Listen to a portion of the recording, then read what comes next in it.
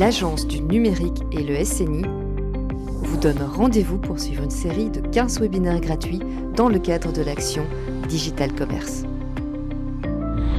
Pour les commerçants indépendants, ces webinaires sont divisés en 3 thématiques: visibilité web, e-commerce et site internet. Pourquoi une seconde édition de Digital Commerce? Parce que l'édition antérieure fut un beau succès. Plus de 2000 commerçants accompagnés, sensibilisés, plus de 1000 sollicitations à travers le module d'e-learning. Je pense qu'il y a une réelle attente et un besoin. Pouvez-vous nous parler du plan Horizon? Le plan Horizon Proximité, c'est une addition, à la fois d'une volonté, bien sûr, elle est très ferme, mais aussi d'une série de mesures et d'une très large, ou du fruit d'une très large concertation visant à soutenir nos commerces de proximité. Une seconde édition de Digital Commerce plutôt particulière.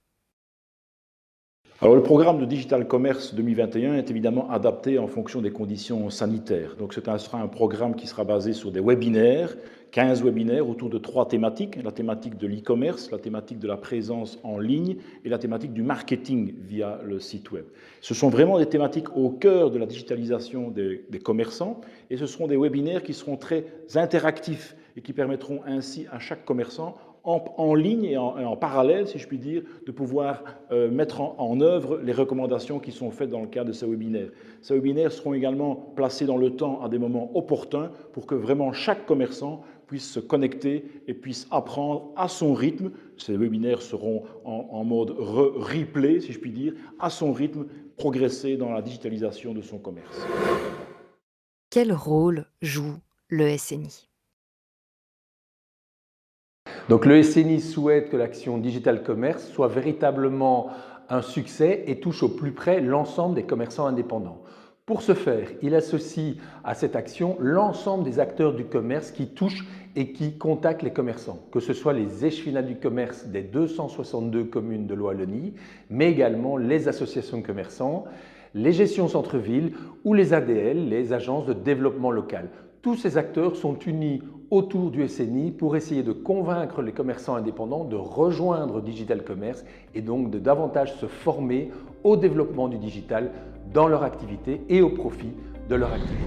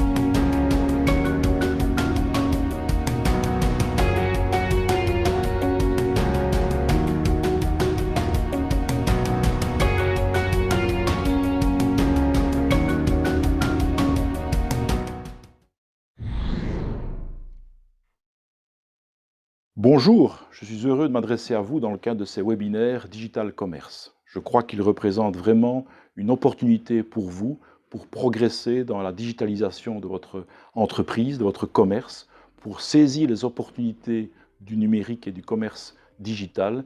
Et donc, je vous souhaite vraiment un bon webinaire. Je souhaite la bienvenue à l'ensemble des participants à ce webinaire.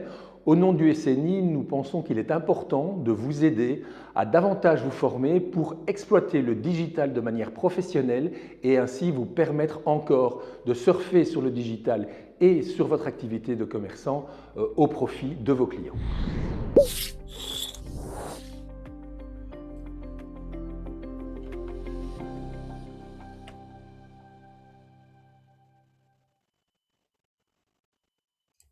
Bonsoir à tous, bienvenue dans ce 12e webinaire. Bonsoir Gérald. Alors Gérald est de retour avec nous pour ce 12e webinaire. Il était déjà présent dans les tout premiers webinaires. Puis nous avions eu l'occasion d'avoir Jean-Philippe Leroux. Et revoilà Gérald Trocard pour notre plus grand plaisir. Et pour le mien aussi, bonsoir. Je suis très heureux de vous revoir après ces vacances que j'ai pu prendre, entre guillemets, et grâce à Jean-Philippe. C'est vrai qu'on avance, Pauline, dans ces webinaires et on arrive de plus en plus vers des choses un peu plus précises, peut-être un peu plus pointues, mais toujours en vous laissant le choix. C'est ce qu'on va encore voir ce soir. Et on voit que tu as pris des vacances, hein. Je suis un peu jalouse, il est beaucoup plus bronzé que moi. Mais bon, on va essayer de passer outre ce joli minois. Alors, comme d'habitude, je vais faire un petit tour de la plateforme. Peut-être qu'il y a des nouveaux parmi nous, peut-être qu'il y a aussi des habitués. Enfin, j'espère que nos habitués sont évidemment là.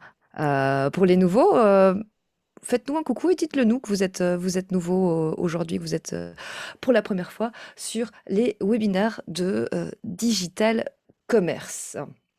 Alors, pour écrire dans le chat, n'oubliez pas de cliquer sur envoyer à tout le monde afin de faire participer toute la communauté des webinautes, des commerçants. Donc, n'hésitez pas à envoyer à tout le monde et pas seulement à nous, les organisateurs, à Gérald et à moi et aussi au reste de l'équipe. Aujourd'hui, on a Sandra et Hélène derrière les écrans et elles se feront un plaisir de répondre aux questions qu'elles savent répondre.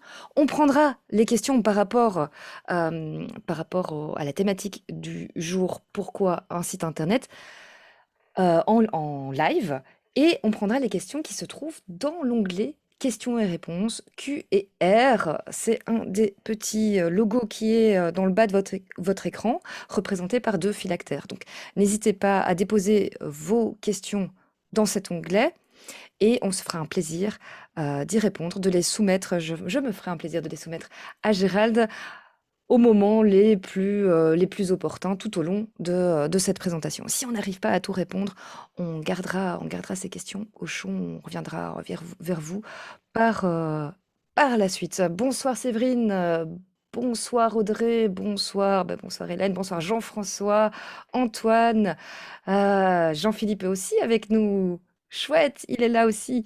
Bonsoir Daniel. Et enchanté tout le monde. Alors, vous pouvez poser des questions, mais on va aussi vous poser quelques questions.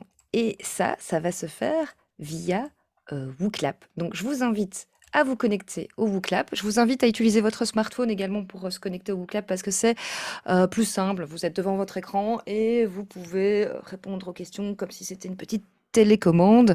Attention, je m'éloigne de mon micro, on ne va plus m'entendre.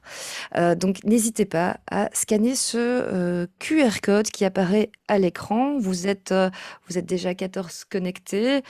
Je vais lancer la première question pour ceux qui sont déjà connectés et réafficher le QR code pour ceux qui ne seraient pas encore connectés.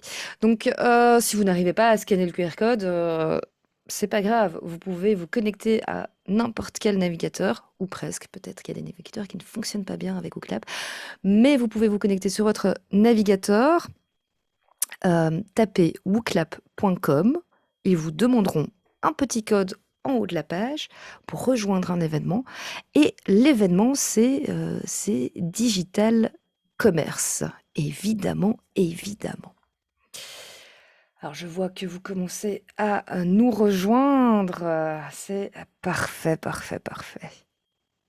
On espère avoir beaucoup de réponses à tous ces WooClap, toutes ces questions qui vous attendent lors de ce webinaire. Regardons un petit peu vos résultats. La question est, comment vous sentez-vous aujourd'hui? Et aujourd'hui, j'ai voulu mettre des petits super-héros. Donc, dans quel super-héros vous sentez le plus proche? On va regarder un peu ça. Alors, est-ce que tu les reconnais, toi, Gérald? Il y a le Joker. Le Il y a trois Joker. jokers, donc j'espère que parmi vous, il n'y a pas Les deux quelqu'un qui Jokers. tombe, il n'y a pas quelqu'un qui est en perdition. hein. En perdition, oui, ça doit être ça. Il y a quelqu'un qui est en train de grimper pour, voilà, il a déjà pris les conseils, ils sont en train de grimper vers le sommet digital. Ouais. Mais il y en a pas mal qui sont en forme aussi ici. Il y en a qui Euh, ont du fil de fer, là, il y a des fils de ferristes. il y en a qui volent sur la matière du digital.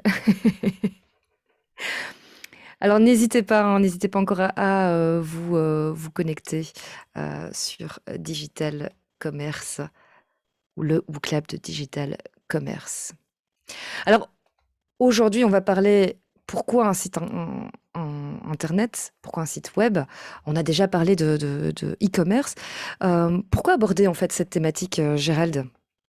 Mais parce que déjà dans Digital Commerce en 2019, on était encore en présentiel à l'époque, le Covid n'était pas passé par là. On a remarqué que, grosso modo, les commerçants, quand on leur posait la question, tiens, est-ce que vous êtes comment sur Internet? Bah, c'était Facebook, Facebook, Facebook, Facebook. Et au fil des discussions, ben, on s'est rendu compte que ben, on n'avait pas toujours conscience que parfois ben, Facebook limitait un peu la visibilité, les possibilités qui étaient offertes par différents outils qui, eux, sont plutôt des outils qu'on retrouve sur un site Internet. Moi, j'ai toujours un peu tendance à prendre comme image le fait que dans une communication digitale, ben, le site Internet, c'est un peu le tronc, hein, et les branches, eh ben, ce sont un peu les réseaux sociaux. Une autre image, si vous m'en permettez une autre, c'est, vous savez, dans ces pays méditerranéens, quand vous avez des rues avec des restaurants, hein, dans des situations très touristiques, vous avez toujours quelqu'un qui vient un peu rabattre sur le trottoir en disant, tiens, venez manger ma pizza ici, c'est meilleur que chez le voisin. Ça, c'est un peu le réseau social. Mais l'acte de vente, la transformation, elle se fait dans le magasin ou elle se fait sur le site Internet. Et donc, voilà, c'est un peu là qu'on va voir un peu cette dichotomie entre les deux. Maintenant, que ce soit clair, on n'est pas là pour vous pousser à faire un site Internet. On le rappelle chaque fois, l'important, c'est que vous trouviez votre bonheur en fonction de vos objectifs, de votre configuration. D'ailleurs, à la fin de ce webinaire, on va aborder aussi, je vais faire une petite démo sur comment configurer sa page Facebook. Donc, vous voyez, c'est pas du tout, on n'est pas là pour tirer sur Facebook et dire c'est des vilains, il faut pas y aller. Non, on va vous montrer ça parce qu'on n'a pas montré encore dans les webinaires précédents. Et c'est vrai qu'on peut quand même modifier un peu le layout et mettre en avant certaines choses en fonction de ses capacités. On verra ça à la fin du webinaire. Donc, comme ça, vous pourrez faire votre choix. N'hésitez pas à poser les questions. On va faire toute une série on va passer sur différents outils, etc. Peut-être vous les utilisez déjà, peut-être d'autres non. Peut-être vous avez déjà des projets de faire un site. Parlez-nous-en, échangez. On est là pour répondre à vos questions. Et justement, pour ne pas que le joker tombe, hein, s'il y a quelqu'un qui tombe, qu'il le dise, on ne laisse personne sur le bord de la route. Alors justement, la question suivante était, et toujours, d'ailleurs, vous pouvez toujours répondre, avez-vous un site internet? Tu te posais justement la question, et bah, pour la plupart, ils ont déjà un site internet dans l'audience. Euh, donc voilà, ça c'est une des questions qu'on se pose. Après, l'autre question, je vais réafficher le QR code, comme ça pour ceux qui ne se seraient pas encore connectés. Vous pouvez toujours le faire. Et j'en profite aussi pour te demander, Gérald, de peut-être rapprocher ton micro parce qu'apparemment le son est plus faible, plus faible chez toi que Voilà, voilà, comme chez ça. moi. Voilà, voilà. Donc pour la plupart, ils ont un site internet, mais pas tous. Pas tous. Quand même, voilà. 12 personnes sur 34 de nos répondants n'ont pas de site internet. Et aujourd'hui, on va essayer que vous ayez votre réponse par rapport à est-ce que vous allez faire un site internet après ce webinaire.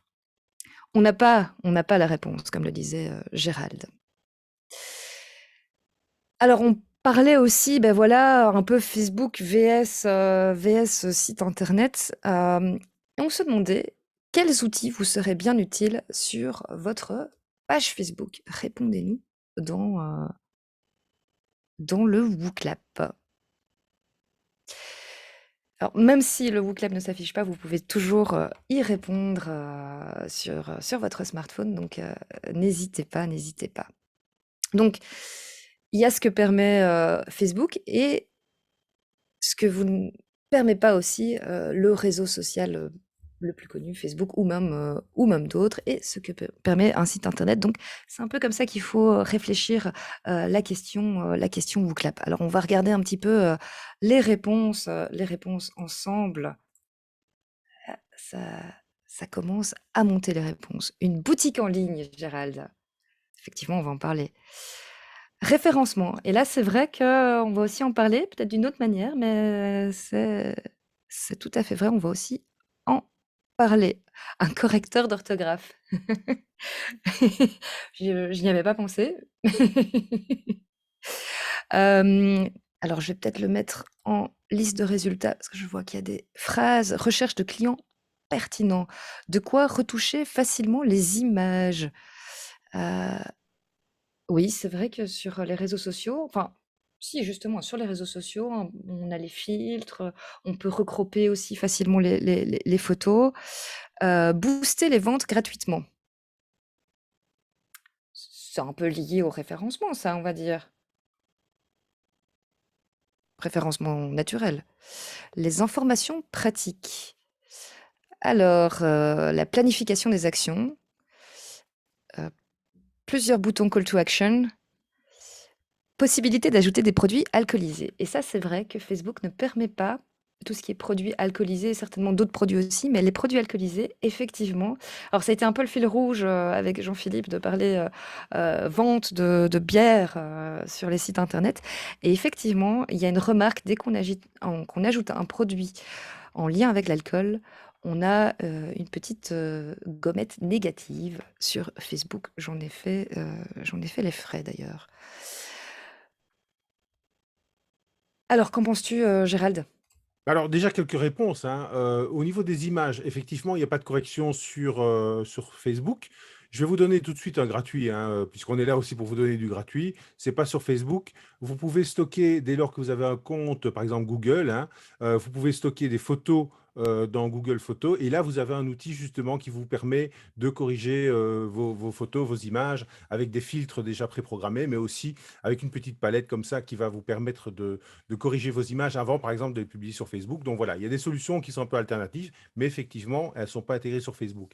Concernant les call to action, alors quand vous avez une page, aujourd'hui, en règle générale, Facebook a permis de lier la page à Instagram.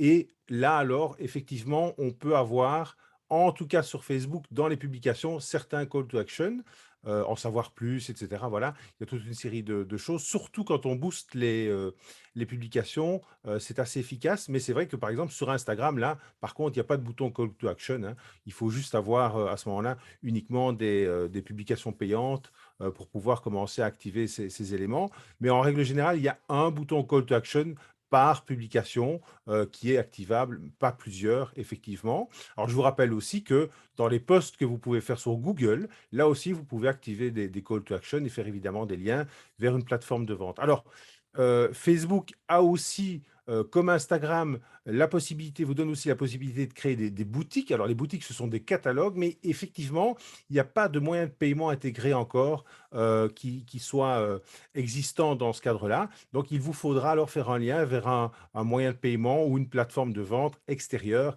à Facebook. Mais vous pouvez effectivement, par exemple, faire une publication Instagram et derrière avoir un lien qui va vous permettre de faire une vente ailleurs que sur ce package, hein. Rappelons quand même que Facebook, c'est Facebook, Instagram et WhatsApp. Alors, je vous parle de WhatsApp brièvement parce que depuis peu, finalement, Facebook a développé aussi WhatsApp Business. Donc là, c'est assez intéressant pour essayer d'avoir un style de chat professionnel avec un catalogue de produits qu'on peut activer. Voilà, ça, ce sont des pistes, hein, de réflexion. Si vous voulez vous rapprocher d'un site à travers Facebook, hein, des fonctionnalités d'un site, en sachant que Facebook essaye toujours de se rapprocher d'un site Internet de par ses fonctionnalités. Et alors, une des grosses différences dont on voulait parler, bah tiens, comment on nous trouve? On parlait de référencement dans le WooClap, certaines personnes parlaient de référencement. Comment on nous trouve sur Facebook? Alors déjà, ces deux outils, parce qu'on parle de site internet, on parle de Facebook, donc ce sont déjà deux outils très différents.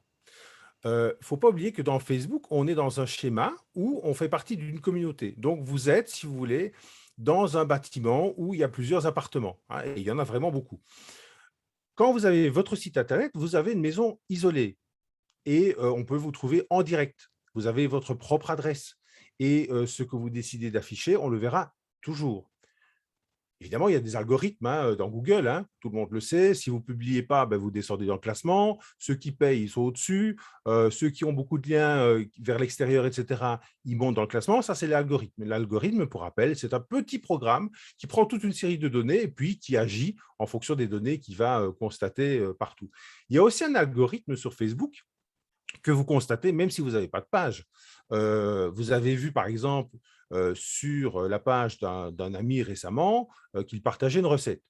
Vous y allez 2 jours plus tard, vous ne la voyez plus. Et donc ça, c'est l'algorithme qui a décidé qu'il était plus opportun que vous revoyiez cette recette à ce moment-là. Quand on a une page, c'est un peu différent. Évidemment, un profil, il n'amène pas d'argent directement à Facebook. Il ne paye pas Facebook.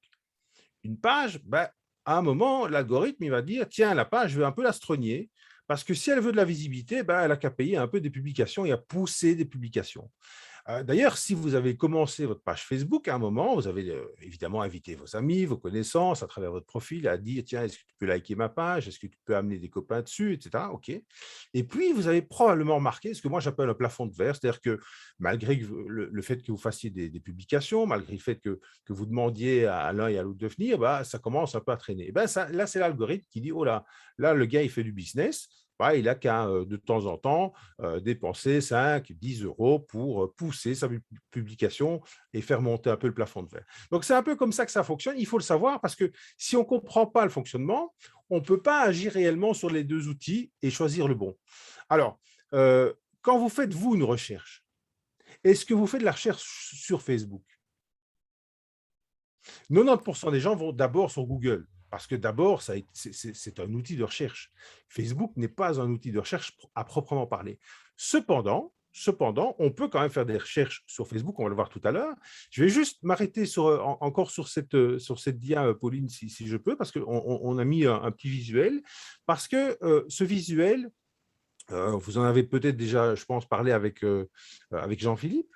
Ben, c'est un visuel qui est tiré de Google Analytics. C'est-à-dire que quand vous avez un site, vous pouvez voir, tiens, on est venu sur mon site en tapant ce type de mots. Voilà, parce que j'ai ces mots dans mes pages, etc.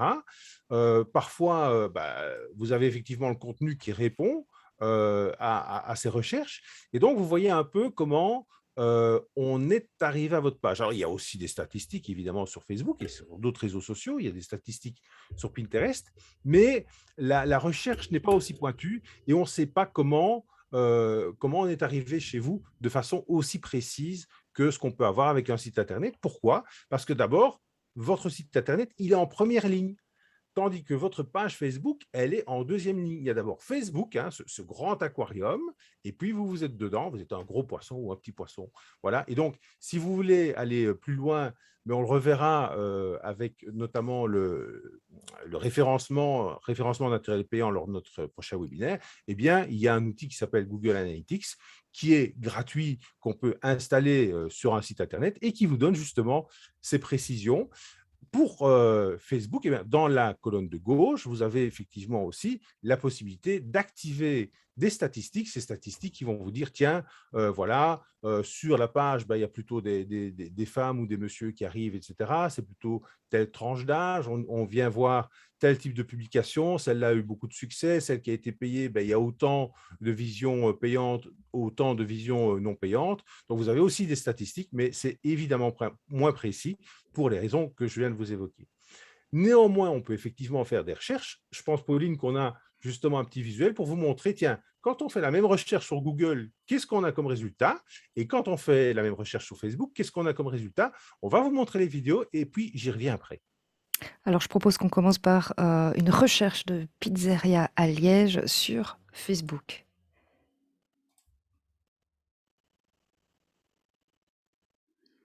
Alors là, on tape pizzeria à Liège dans la barre de recherche. Alors, on voit effectivement dans cette colonne que, au fur et à mesure qu'on va scroller, on va élargir la zone, hein, parce que Liège n'est pas forcément Liège-Ville, on n'a pas dit Liège-Ville. Donc, pour Facebook, on est dans un espace un peu large. Et on voit alors que ce sont les pages enregistrées sur Facebook qui s'affichent.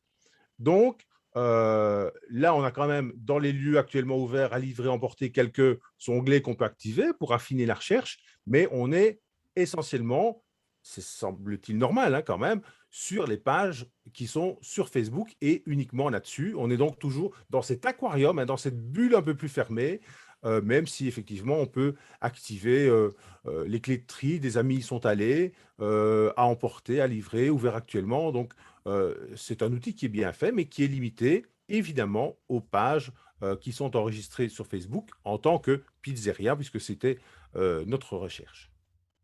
Et c'est vrai que, personnellement, je ne cherche pas sur Facebook. Je vais taper pizzeria, Liège, plutôt sur Google. Je ne sais pas si dans notre public, c'est, aussi, le cas, mais je pense n'avoir jamais fait une recherche sur, un restaurant sur Facebook.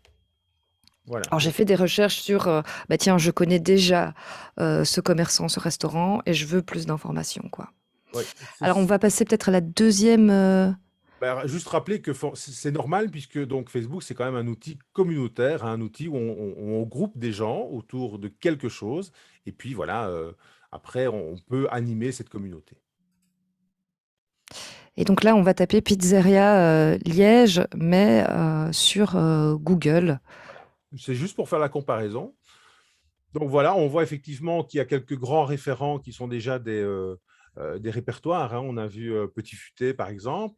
Et puis là, on arrive dans les premières fiches, ce sont les fiches Google My Business, hein, d'où l'importance de bien compléter votre fiche Google My Business. On en a parlé dans plusieurs webinaires préalablement, hein. Ce sont ces fiches qui sont bien évidemment affichées, puisque vous êtes là dans l'univers Google. Et puis, alors, vous avez d'abord d'autres répertoires. Vous avez même des coupures de presse, hein, puisque là, on va chercher large, hein, on va chercher tout ce qui parle un peu de ces pizzerias sur Liège. On a Takeaway aussi, on a Resto.be. Donc, vous voyez, on a des services qui sont liés à ça.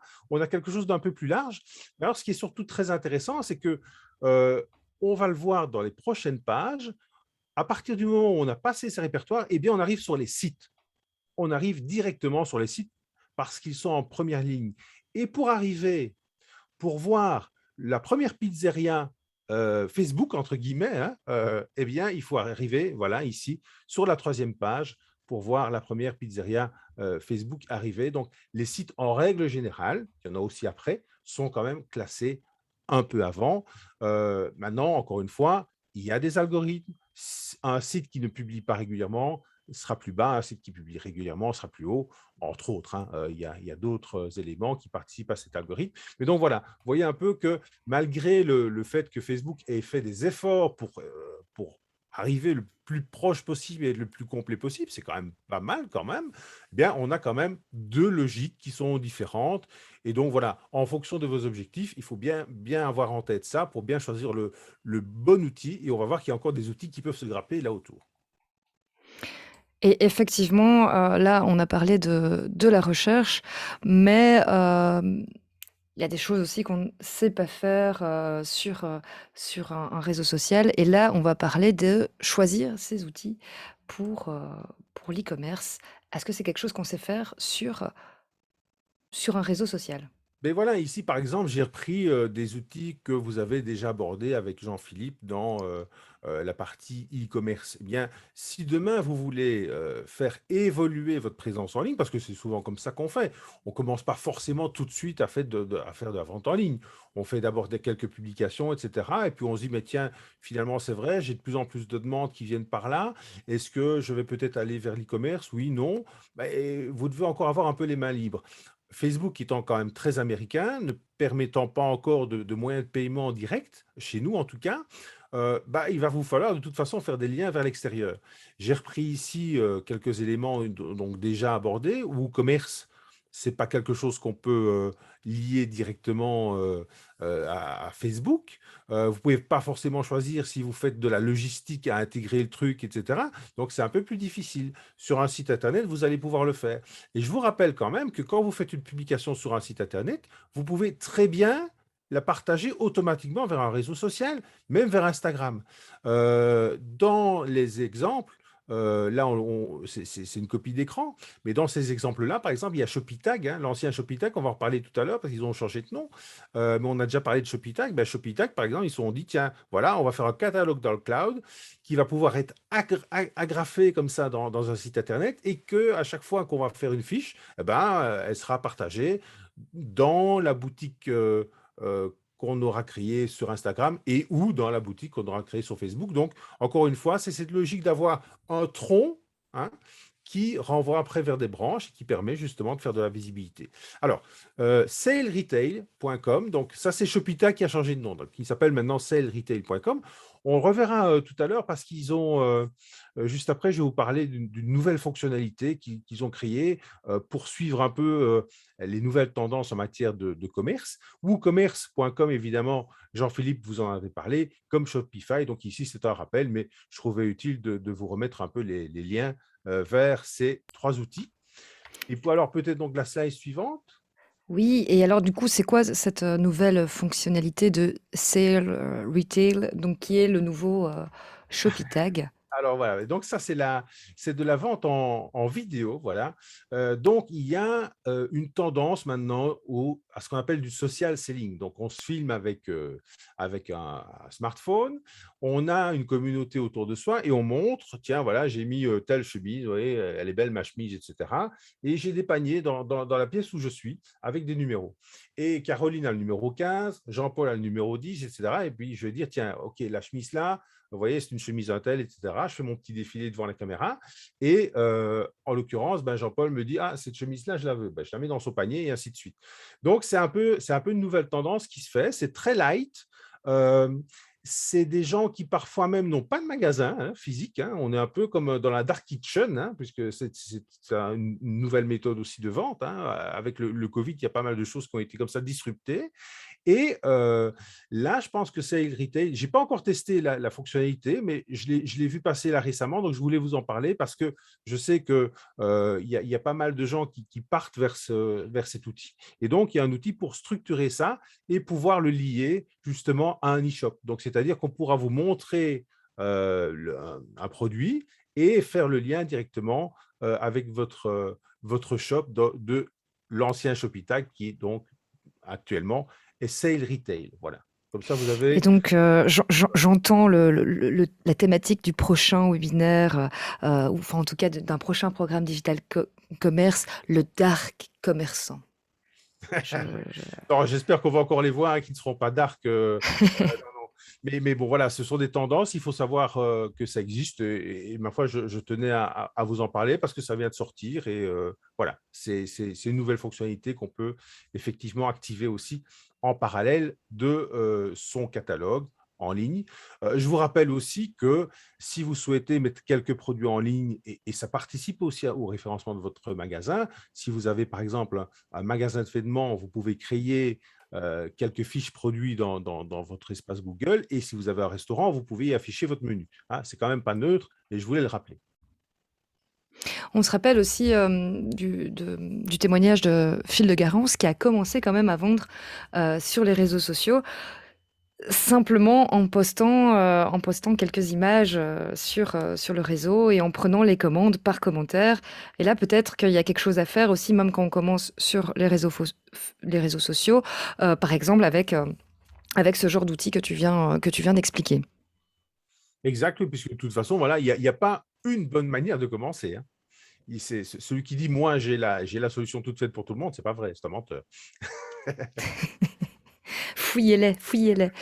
Alors un autre point, c'est le site internet permet d'être mieux visible. Oui, parce que justement, on n'est pas dans cette bulle préalable Facebook. Et j'en veux pour preuve d'ailleurs ces outils. Alors, je ne sais pas si on aurait peut-être dû faire un WooClub là-dessus, parce que je ne sais pas si vous utilisez ces outils ou peut-être que vous les utilisez sans le savoir, hein, parce qu'ils sont intégrés à nos smartphones. On pousse sur un bouton, on dit tiens, Google, combien de temps il me faut pour aller conduire le petit à l'école, ou bien Google, quelle météo il fait chez nous demain. Ou bien alors, c'est peut-être Siri ou Alexa, si vous avez ces petits boîtiers hein, qu'on a chez soi, qui sont des personnels assistants électroniques. Eh ben, Google, Alexa pour Amazon, Siri, donc ça, on est chez Apple, ben, ce sont des moteurs de recherche qui n'en sont pas quelque part. C'est-à-dire que vous ne rentrez pas un mot-clé, vous appelez et lui va chercher lui-même dans ses contacts, etc. Alors, il se base d'abord souvent sur de la géolocalisation, parce que si vous référence quelqu'un, il ne va pas vous référencer quelqu'un qui est évidemment de l'autre côté de la Belgique. Hein. Ça me semble logique. Si vous demandez les horaires de cinéma, si vous êtes à Mons, on ne va pas vous donner les horaires de cinéma de Bruxelles, hein, sauf si vous l'avez mentionné. Mais un espace Facebook, une page Facebook, les informations que vous aurez dessus n'arriveront jamais là-dessus. Parce que justement, il y a ce filtre Facebook. Hein, on n'est pas en première ligne. Et donc, C'est une étape supplémentaire d'aller sur Facebook. Exactement, voilà. Donc, on va d'abord aller chercher les informations premières avant d'aller essayer de dépatouiller Facebook, parce qu'il y a un style de filtre là, entre, voyez. Et il faut être bien conscient, parce qu'après, on va parler de chiffres quand même sur ces personnels assistants. C'est une tendance forte. Donc, il y a quelques années, on vous disait, ah, si vous avez un site Internet, attention, la tendance forte, c'est que votre site doit être responsive design, hein, comme on dit en anglais, c'est-à-dire qu'il s'adapte au support mobile, quel qu'il soit. Il s'adapte si c'est une tablette, il s'adapte si c'est un smartphone ou un ordinateur. Donc, votre site doit s'adapter en fonction du device, de l'outil sur lequel on va le lire. Ça, c'est le prochain truc. Regardez les chiffres. Hein. On est à 4,2 milliards d'assistants vocaux en 2020 et en 2024, on est à 8,4 milliards d'unités. C'est une projection. Alors, pourquoi on serait donc à un chiffre supérieur à la population mondiale? Ben, tout simplement parce que si vous avez une tablette et un smartphone, ben, ça fait déjà 2 hein, pour vous tout seul. Que vous avez peut-être aussi ce système-là qui est intégré à votre radio réveil. Chez Alexa, par exemple, il y a des radios réveil avec Alexa hein, qui vous permettent aussi de contrôler la chaudière. Et puis que, évidemment, on va avoir la 5G qui va arriver avec des objets connectés, etc. Donc, ça, c'est la prochaine tendance. Et donc, il faut quand même se rendre compte que le prochain référencement devra aussi penser à être dans ces outils d'interrogation vocale, hein, qui sont aujourd'hui Alexa, Google Assistant et Siri, et peut-être d'autres demain. Donc ça, voilà, il faut déjà l'avoir dans un coin de la tête. Et c'est vrai que ce qui est intéressant dans un site Internet par rapport à Facebook, c'est que vous avez la main sur l'évolution de votre produit. C'est votre maison. Vous n'êtes pas locataire. Si vous êtes locataire, vous allez devoir demander au proprio si vous pouvez faire des travaux. Dans votre site à vous, ben, c'est vous qui décidez. Et en plus, vous savez, si Facebook change les règles, bah, il ne va pas vous demander votre avis, il va les changer, puis vous devrez les subir. Je vais vous donner un exemple. Il y a, je pense maintenant plusieurs mois, on pouvait avoir sur les pages tous un bandeau vidéo. Hein, on pouvait mettre une vidéo animée. Eh ben, Facebook a décidé du jour au lendemain qu'on ne pouvait plus le faire tous. Donc voilà, ça c'est une décision qui est unilatérale. Par contre, vous, si vous avez votre site Internet et que vous souhaitez accueillir les gens avec une vidéo, eh ben, vous pouvez le faire parce que vous l'avez décidé. Voilà. Donc, c'est deux logiques qui ne sont pas toujours les mêmes. Alors un autre point, qu'on voulait aborder, c'est aussi le fait qu'avec un site internet, on peut penser à automatiser des tâches et parler aussi de, marketing automation en anglais. Mais on va essayer d'expliquer ça aussi, simplement. Oui, donc là, par exemple, ben, le meilleur exemple, c'est je pense que Jean-Philippe, vous avez parlé du produit qu'on oubliait dans le panier. Hein, le panier qui ne se concrétisait pas, eh ben, donc on a des automatismes qu'on peut créer sur base du type de visite qu'on a sur votre site. Il y a plusieurs systèmes qui vous le permettent. Sendinblue, je pense qu'on en a déjà parlé. Mailchimp, on en a parlé aussi. Il y a MailPoet, qui est un équivalent qui est un outil dérivé, je pense, de WooCommerce. Et donc, comment ça se passe? Ben, on enregistre les visites sur votre site et on enregistre les actions qui sont réalisées par le visiteur, le client, le prospect sur votre site. Et en fonction de ces actions, il y a une programmation qui va permettre d'envoyer un message à un moment donné. Par exemple, voilà, je fais un achat sur un site. Est-ce que c'est mon premier achat? Bah, si c'est mon premier achat, bah oui, OK, eh ben, on va faire un email avec un code promo, merci d'être venu, etc. C'est très gentil. Ben, écoutez, puisque vous êtes là, vous êtes nouveau client, on vous fait un petit code promo pour la prochaine fois. On va donc commencer à fidéliser le client. Si ce n'est pas le premier achat, il y en avait peut-être déjà d'autres, eh ben, on ajoute à la liste des clients fidèles et peut-être qu'on va faire, je ne sais pas moi, pour l'anniversaire du client, eh ben, on a sa fiche et comme il a fait X achats sur l'année, eh ben, on pourra peut-être lui dire, bah, tiens, voilà, monsieur, vous êtes bon client chez nous. Sur l'année, depuis votre anniversaire passé l'année dernière, vous êtes venu régulièrement. Eh ben, bon anniversaire, monsieur, puisque vous avez laissé nos coordonnées. Là aussi, c'est de l'automatisation des tâches. Et bon anniversaire, voici un bon pour que vous puissiez revenir chez nous encore un peu plus souvent. Voilà. Donc, vous voyez, ça, c'est déjà 2 types d'automatisation des tâches. Alors, sachez aussi, parce que je sais que parmi vous, il y a pas mal de commerçants qui ont aussi des systèmes de cartes de fidélité avec des SMS. Hein. Quand les clients vous laissent leur numéro de téléphone, vous avez collecté des SMS et ils vous ont évidemment, on est dans le GDPR, donné l'autorisation de les utiliser. Sachez que ces systèmes d'automatisation permettent aussi d'envoyer des SMS, pas forcément des mails. Donc, si vous avez une proximité avec vos clients, si vous trouvez que c'est mieux d'envoyer un SMS qu'un mail, eh bien, vous pouvez le faire. Par exemple, pour un anniversaire, envoyer un SMS, c'est quand même un peu plus personnel que d'envoyer un mail. Eh bien, voilà. Donc, ce sont des choses qu'on peut faire avec un site. Alors, évidemment, on peut toujours un peu bricoler, faire des landing pages qu'on va rajouter, etc., à Facebook. Mais ici, ce qui est intéressant, c'est qu'on peut effectivement, sur un site, sur différentes pages, sur le fichier sur la page de contact, sur la page d'abonnement au blog, par exemple, et sur la page d'achat, avoir plusieurs indicateurs qui vont permettre de générer des automatismes comme ceux-là, qui sont toujours un peu plus complets, un peu plus complexes que ce qu'on peut avoir, par exemple, sur les réseaux sociaux. Alors maintenant on va parler newsletter. Effectivement, la newsletter, elle renvoie souvent vers le site internet. Bah, logiquement, la bonne newsletter, elle va prendre grosso modo quelque chose comme 3 articles et évidemment, elle va prendre ce qu'on appelle le chapeau de l'article et elle va renvoyer vers le site. L'idée, encore une fois, c'est toujours de jouer avec tous ces outils extérieurs, de jouer les rabatteurs pour que tout se fasse dans le site. Parce qu'en plus, quand on vient dans un site, pour rappel, c'est un peu comme quand on vient dans un magasin. Vous allez avancer un produit d'appel. Vous allez avancer un produit d'appel et quand le client est là, ben, vous allez lui vendre un produit qui est peut-être un peu plus cher et qui va avec le produit que vous avez poussé. Si vous avez fait la promo de la sauce tomate parce qu'elle est vraiment très, très bon marché et que vous avez des pâtes avec qui sont un peu plus chères, eh ben, vous allez aussi lui pousser quelques pâtes. Et puis, tant qu'à faire, puisque vous lui poussez des pâtes, vous allez lui dire, ah, tiens, j'ai un truc génial, franchement, essaye cette recette. J'ai des truffes qui viennent d'arriver. Et donc, vous voyez, on part de la sauce tomate qui est à bas prix et puis on monte jusqu'à la truffe.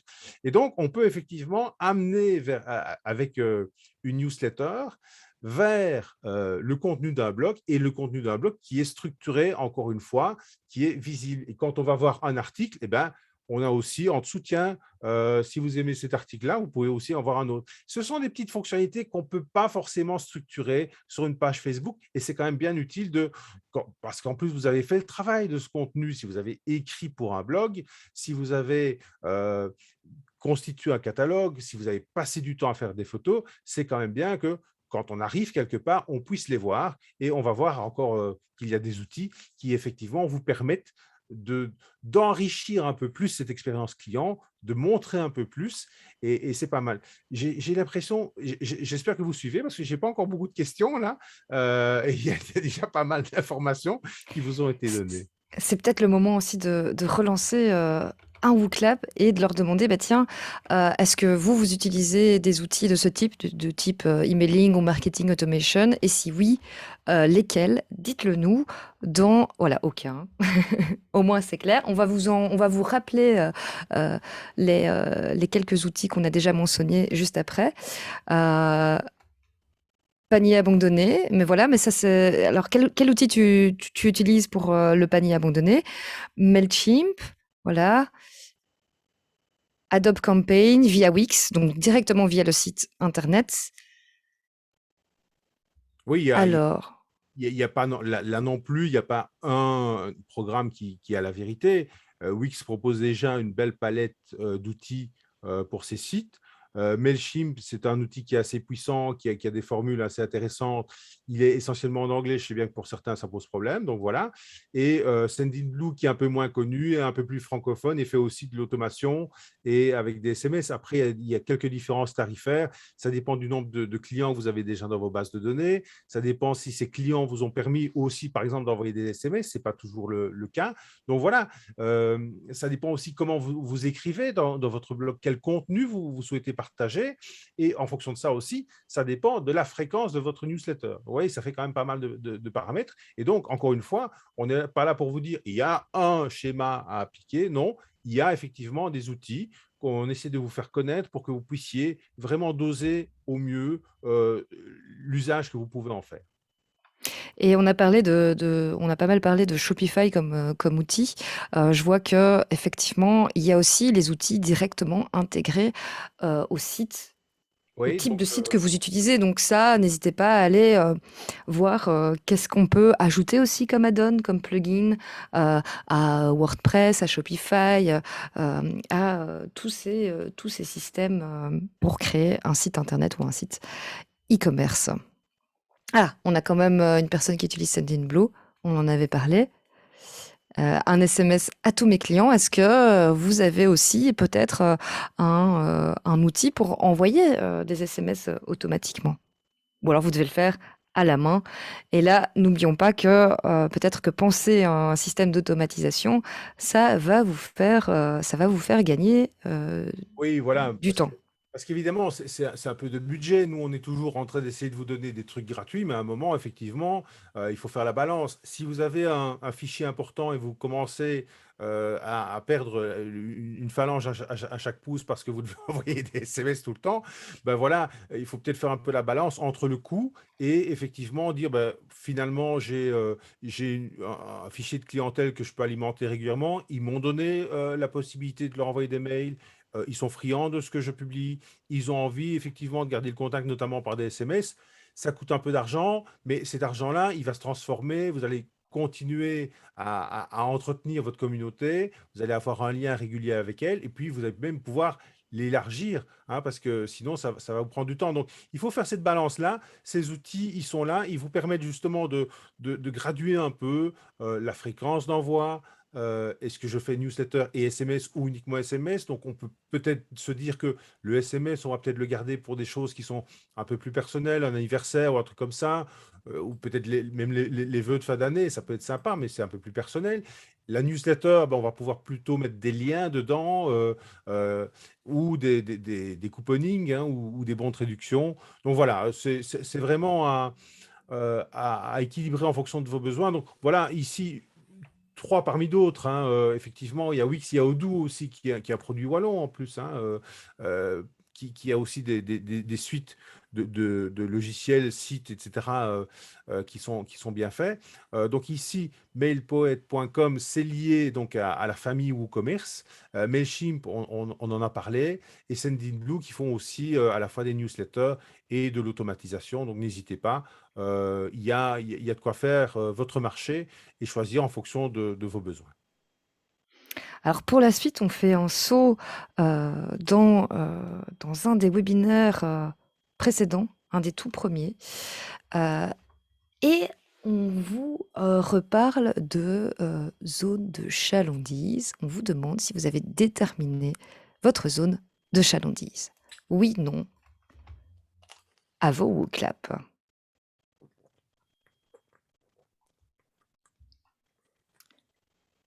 Et on va parler du coup zone de chalandise, on va parler en fait de géolocalisation, de localisation, juste après vos réponses.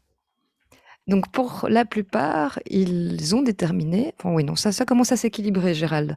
Peut-être que ce serait intéressant de rappeler l'outil qu'on avait nommé, dont on avait discuté un Ouais, des premiers webinaires. écoute, on pourrait peut-être même le montrer tout à l'heure, là, si on a le temps, après la démo Facebook. En fait, ça, c'est un outil qui s'appelle OALI, donc O-A-2-L-E-Y, qui vous permet de faire, en fait, de déterminer une zone de chalandise isochrone. Donc, isochrone, c'est en fonction du temps à mettre chez vous. Vous pourrez déterminer si c'est à pied, en voiture, avec le transport en commun. Alors, pourquoi déterminer sa zone de chalandise, justement, pour rappel quand même, hein, puisque on en a quelques-uns, soit qui n'étaient pas là, peut-être qui n'ont pas eu l'information.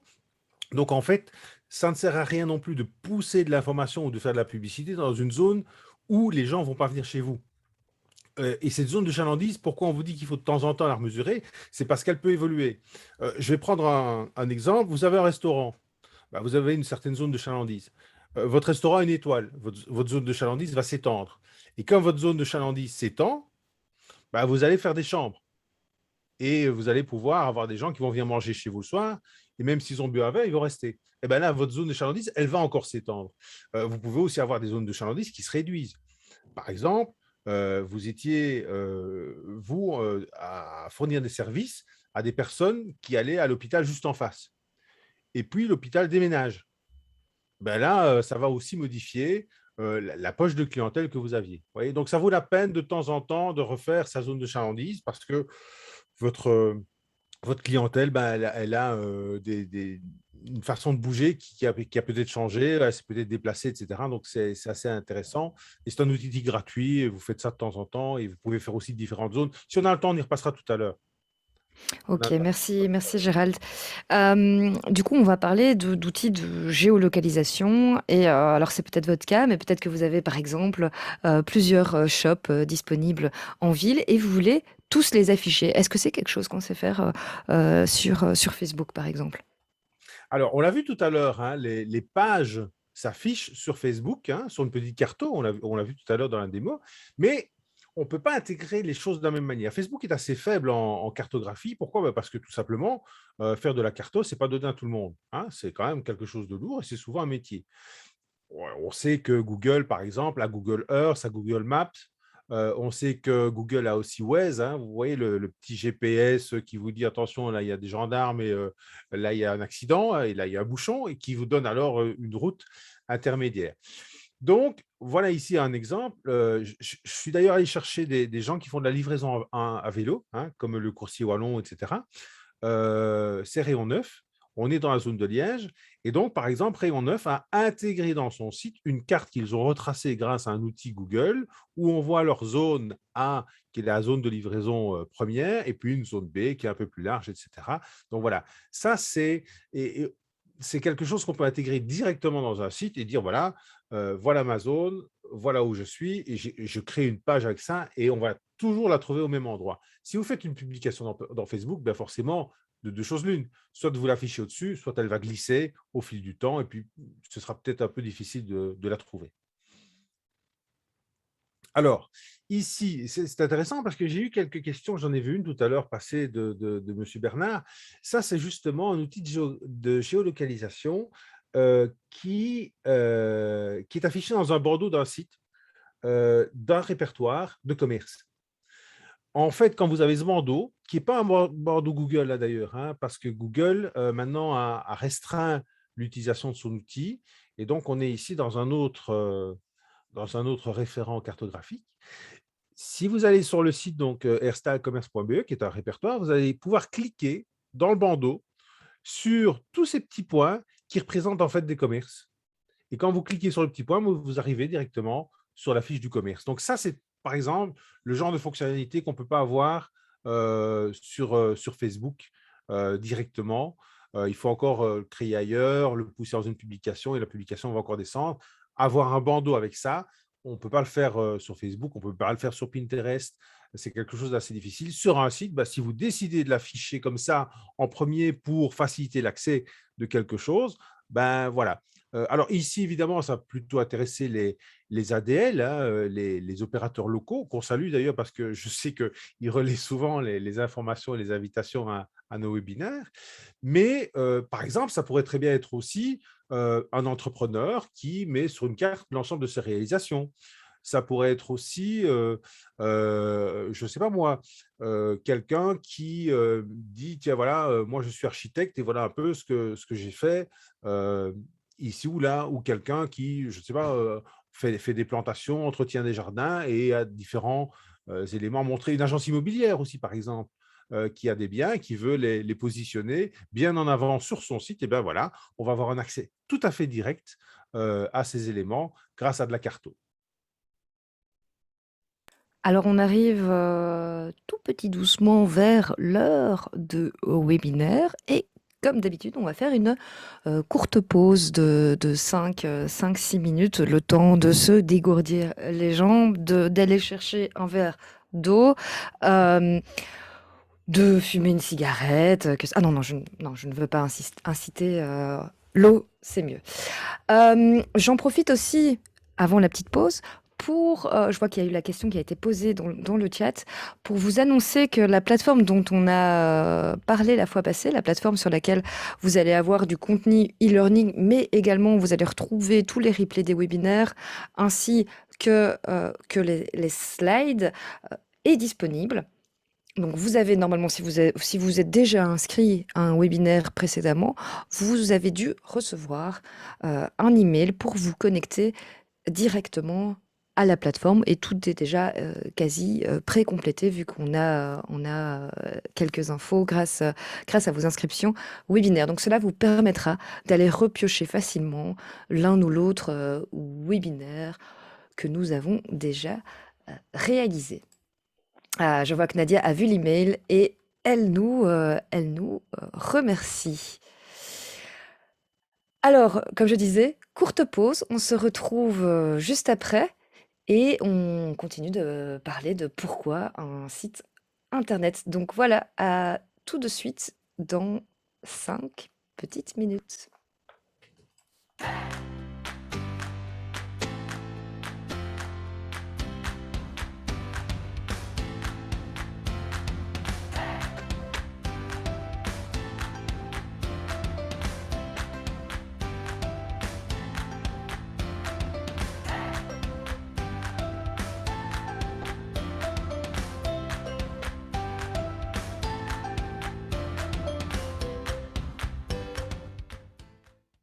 Avant d'entamer le processus de demande d'aide, le bénéficiaire doit sélectionner son prestataire parmi l'ensemble des consultants, coachs et formateurs reconnus par la Wallonie. Petite précision, le formulaire de demande de chèque en ligne peut être complété soit par le bénéficiaire, soit par le prestataire. Les données encodées restant enregistrées, elles ne sont à remplir qu'une seule fois. La première étape consiste à s'inscrire sur la plateforme. Rien de plus simple. Identifiez-vous en tant que personne physique avec votre carte d'identité. Vous ne le faites qu'une seule fois. Complétez vos coordonnées. Un email de vérification de celle-ci vous est envoyé. Votre inscription donne accès à un tableau de bord. Vous pouvez dès lors compléter le formulaire de demande de chèque en passant d'un onglet à l'autre. Pour cette étape, préparez le numéro banque Carrefour des entreprises du bénéficiaire ou du prestataire choisi. Si le bénéficiaire est un créateur d'entreprise, il ne dispose donc pas encore de numéro BCE. Pas de problème, il suffit d'encoder son numéro de registre national. Complétez ensuite les champs liés à votre demande. Pour accélérer cette étape, certaines informations peuvent être préparées à l'avance.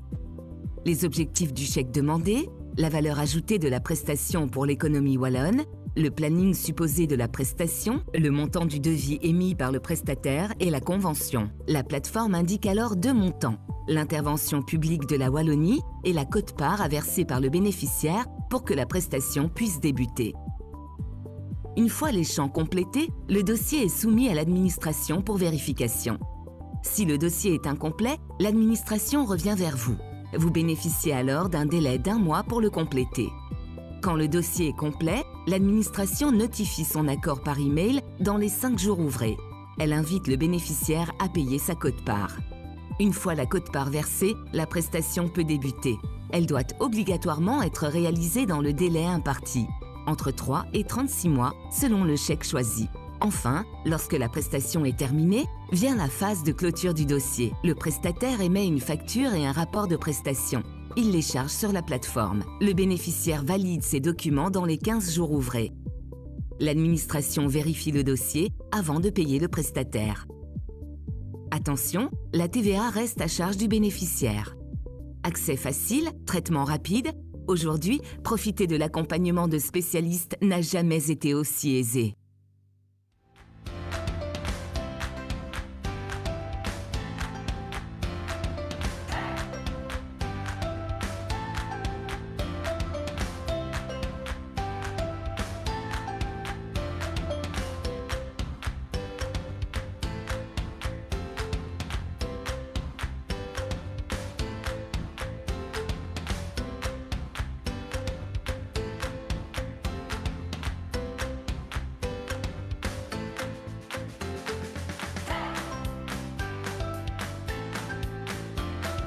Le numérique a investi toutes les strates de la société. L'industrie, la santé, l'éducation, le commerce. Il est indispensable pour chaque entrepreneur de transformer sa manière de produire et de vendre en tirant le maximum des technologies disponibles. Christine, gérante de plusieurs boutiques de produits locaux, se demande comment exploiter ces technologies pour développer son affaire. Mais c'est bien compliqué. Par où commencer? Le site web? La logistique? Former son personnel? Faire le point tout d'abord. Digital Wallonia propose à tous les entrepreneurs de calculer en moins d'une heure le Digiscore de leur entreprise et d'identifier les ressources à mobiliser pour progresser de façon assurée dans l'économie numérique. Christine se réjouit de voir que le niveau de maturité numérique de Wallodelis est globalement proche de la moyenne des entreprises wallonnes. L'analyse plus fine montre qu'elle est en effet dans la moyenne pour son équipement et pour la gestion de ses processus. Sa stratégie commerciale est un peu supérieure, mais elle doit surtout envisager d'améliorer la gestion de ses ressources humaines, probablement par des formations ou plus de collaboration numérique. Ses concurrents dans le commerce sont en moyenne plus faibles, sauf pour la gestion des ressources humaines. Vis-à-vis de l'Oreca, Wallodelis est clairement plus avancé. Par contre, en comparant aux autres entreprises de la même classe de taille, Christine prend conscience des progrès que son entreprise pourrait encore réaliser. Comment y parvenir ? De nombreuses pistes sont proposées dans les ressources et cette liste est appelée à évoluer grâce aux partenaires du Digiscore. Bien sûr, les chèques entreprises, mais aussi la liste de prestataires référencés sur Digital Wallonia, des pistes de formation ou encore des vidéos sélectionnées pour mieux comprendre les enjeux de la transformation numérique. Avec ce rapport, Christine peut à présent imaginer de nouvelles pistes pour poursuivre la transformation numérique de son commerce. Elle pourra aussi l'examiner avec ses partenaires de développement économique. Le Digiscore, savoir où j'en suis aujourd'hui pour mieux exploiter le numérique dès demain. Aussi sur tablette et smartphone.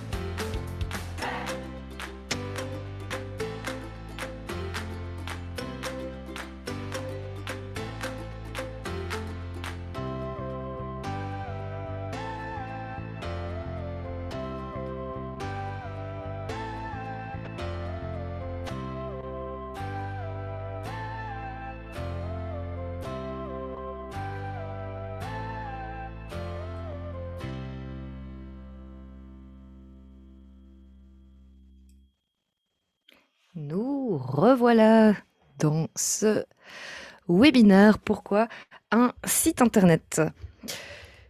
Ah, voilà Gérald, parfait. Alors, dans cette petite vidéo, vous avez peut-être vu, alors peut-être que vous étiez ailleurs, ce n'est pas grave, mais vous avez peut-être vu la vidéo sur les chèques entreprises. Donc un petit mot peut-être sur les chèques entreprises qui vous permettent d'avoir une réduction en fait sur votre facture si vous contactez un consultant agréé par les chèques entreprises. C'est bien ça, hein, Gérald? Oui, exact. Et donc, encore une fois, nous, on essaye toujours de vous donner des solutions de départ, en tout cas, qui sont gratuites. Mais c'est vrai qu'à partir du moment où, par exemple, vous allez collecter des données de vos clients que vous allez faire de la vente en ligne, etc., ça vaut évidemment la peine de faire appel à un professionnel. Et donc, c'est pour ça que vous avez une intervention de la région à travers ces chèques. Donc, vous achetez quelque part des chèques entreprises et on vous rembourse après au niveau de la prestation. C'est justement pour vous épauler et pour ne pas prendre de risques par rapport à ces éléments qui sont quand même un peu sensibles. On ne peut pas tout faire et être un monteur d'assiettes chinois, hein, à la fois être commerçant, faire son site internet, faire du contenu et sécuriser les choses convenablement. Donc, ce n'est pas possible. Donc, à un moment, effectivement, il faut se faire aider, ne fût-ce que par exemple pour avoir, effectivement, on l'a vu, Jean-Philippe vous l'a rappelé, les conditions générales de vente accessibles, les bonnes informations, etc. Sécuriser son site quand on a des outils justement un peu extérieurs qu'on va intégrer dedans. Donc voilà, c'est pour ça que les chèques sont là. Donc n'hésitez pas, avancez à votre rythme jusqu'où vous pouvez, mais à un moment, effectivement, je pense qu'il y a des éléments qui nécessitent que vous fassiez appel à un professionnel aguerri. Et pour en savoir plus, vous pouvez consulter le site des chèques entreprises. On vous a mis le lien dans le chat, donc n'hésitez pas à cliquer dessus. Restez avec nous sur le webinaire, hein, attention, cliquez dessus, c'est pour le garder pour plus tard, mais restez avec nous et regardez la suite du programme. Alors on voit quand même que beaucoup ne savaient pas ce que c'était ou ne connaissaient pas, donc voilà, n'hésitez pas effectivement à aller faire un petit tour sur le site des chèques entreprises. Je voulais reprendre une petite question par rapport au dernier slide qu'on avait partagé, où tu avais montré une carte d'Herstal avec les différents endroits disponibles. Est-ce que tu sais quels outils ils ont utilisés pour faire cette carte sur le site internet? Oui, c'est un thème WordPress. C'est un thème WordPress qui est directory et qui permet d'ailleurs aussi de faire de la vente en ligne quelque part. Alors, c'est un thème qui a comme particularité de permettre en fait à chaque commerçant de gérer lui-même sa fiche. Donc, de gérer, par exemple, ses horaires, de faire sa promo, de dire, tiens, pour le moment, voilà ce que j'ai en avant comme produit, d'avoir un petit catalogue en ligne, etc. Donc, c'est assez intéressant, c'est assez évolutif. C'est évidemment, encore une fois, responsive design, donc c'est quelque chose qu'on peut avoir en poche, hein, et on peut faire son petit circuit shopping si on le souhaite. Il y a des clés de tri, on peut prendre, par exemple, prendre les établissements Horeca qui ont des terrasses, on a des catégories. On a évidemment un outil de blog. Donc, c'est un thème directory, hein, qui sert de répertoire. Il y en a quelques-uns comme ça, qui intègrent déjà un outil cartographique, qui intègre un outil de blog, qui intègre aussi cette possibilité d'avoir des fiches, hein, un style de petit espace vitrine où les gens vont pouvoir aller, les commerçants vont pouvoir aussi aller donner leurs infos. Attention cependant, si vous gérez ce genre de site, si vous voulez mettre en place ce genre de site, soyez bien conscient que le commerçant va prendre le temps de mettre ça à jour aussi, pour autant qu'il y ait de la visibilité sur le site. Donc, il faut que le site soit promu. Il faut qu'il y ait de la promo. Parce que si le site n'est pas visible, le commerçant va se dire, attends, moi, je mets déjà mes trucs sur Facebook. Je fais déjà mon Google My Business. Je ne vais pas en plus encore aller refaire une fiche de répertoire qui, certes, est celle de mon association de commerçants, mais qui n'a pas de visibilité. Donc là, il faut bien être attentif à ça. C'est très bien d'utiliser ce genre d'outils. C'est finalement globalement assez simple à mettre en ligne. Ça peut aussi faire le lien vers des commerçants qui souhaiteraient mettre en place des outils de vente chez eux. Ça permet aussi, par exemple, d'agréger si on veut mettre en place un service de livraison mutualisé. Ça, c'est pas mal. Mais il faut que ce soit connu, hein. Un magasin, un site Internet, ça a un point commun. C'est une vitrine. Si vous n'avez personne qui passe devant, il n'y a personne qui entre. Voilà. Donc ça, il faut être un peu conscient de ça. Ça, c'est limite. Mais c'est quelque chose qui est assez finalement facile à mettre en œuvre. La question, c'est justement la mise à jour du contenu. Voilà. Alors, contenu, justement. contenu, on va parler visuel. Et voilà, encore une fois, pourquoi un site internet? Pourquoi les réseaux sociaux? En tout cas, dans les sites internet, on peut mettre en page plus facilement justement les pages pour qu'elles soient peut-être plus visuelles également. Ben voilà, alors évidemment, il y a des réseaux sociaux qui sont plus visuels que d'autres, hein. On a déjà abordé Pinterest, par exemple, hein, qui se base essentiellement sur l'image, etc. Mais c'est difficile sur un réseau social, d'en règle générale, faire une page comme celle-ci. Donc là, je suis allé chercher la page de la ville d'Arles, hein. Ce n'est pas forcément une page commerciale, mais ça pourrait être un architecte, ça pourrait être une succursale automobile, ça pourrait être un magasin de vêtements avec différentes collections. Ici, en l'occurrence, ce sont des albums photos de différentes années. Mais vous voyez bien que là, on a un schéma où on a plusieurs photos, on peut aller cliquer dessus, etc. Alors, vous allez me dire, oui, mais dans une publication aussi, on peut avoir plusieurs photos à la suite. Mais on ne sait pas avoir ce genre de résultat. Donc voilà, si vous êtes dans une catégorie où vous souhaitez montrer, tiens, voilà, j'ai des SUV, j'ai des voitures d'occasion, si vous cliquez dessus, vous allez toutes les voir, vous vendez du visuel, c'est quand même important de pouvoir peut-être faire ça si vous faites un site. Vous n'allez peut-être pas pouvoir le faire sur Facebook, même sur Pinterest. Par contre, encore une fois, quand vous faites ce truc-là, eh bien, vous pouvez mettre en place derrière ces images les outils pour partager sur Pinterest et sur Facebook. En plus, c'est les autres qui vont partager et donc qui vont faire grandir ces branches de l'arbre et qui vont ramener vers le tronc qui est votre site. Et donc, on peut faire effectivement des belles galeries, des belles pages de portfolio comme ça. On a quelques exemples qu'on va voir ensemble. Voilà, donc je parlais des succursales voitures. Ici, c'est une galerie de vidéos YouTube. Donc, imaginons par exemple que vous ayez des voitures et vous avez une présentation de chaque véhicule. Eh bien, vous allez pouvoir faire une galerie comme celle-là. Imaginons que vous soyez agent immobilier et que vous faites une vidéo des différents biens que vous avez en vente. Vous allez pouvoir faire une page comme celle-là. À la limite, vous allez même pouvoir peut-être encore faire un tri par localisation sur une carte et puis alors vous aurez ce genre de choses. Donc, on peut combiner des choses, on ne peut pas le faire forcément sur les réseaux sociaux. Regardez d'ailleurs ici, on est chez les architectes. Je vous l'ai pris, ce n'est pas un truc de chez nous, mais je trouve que c'est quand même vachement bien fait, c'est très joli, ça parle tout seul, ça donne envie d'aller voir plus loin. Et regardez, on est là sur la page d'accueil et le premier onglet de la page d'accueil, c'est Work. Donc, c'est justement, ils mettent en avant ce qu'ils ont fait. Donc, voilà d'abord notre vitrine, c'est nos bâtiments qui parlent pour nous et donc forcément, ils mettent en avant leur visuel. C'est aussi quelque chose qui est un peu difficile à faire ailleurs. Ça devient quasiment une page d'accueil, hein. On va le voir après sur le prochain slide. Vous voyez, si on clique dessus, on a effectivement ça. Je vous ai mis d'ailleurs le lien si vous voulez aller voir parce que c'est un site qui est très épuré. On est évidemment chez les architectes et évidemment, quand vous cliquez sur la photo, là, vous commencez à avoir un peu de texte, un peu d'explication.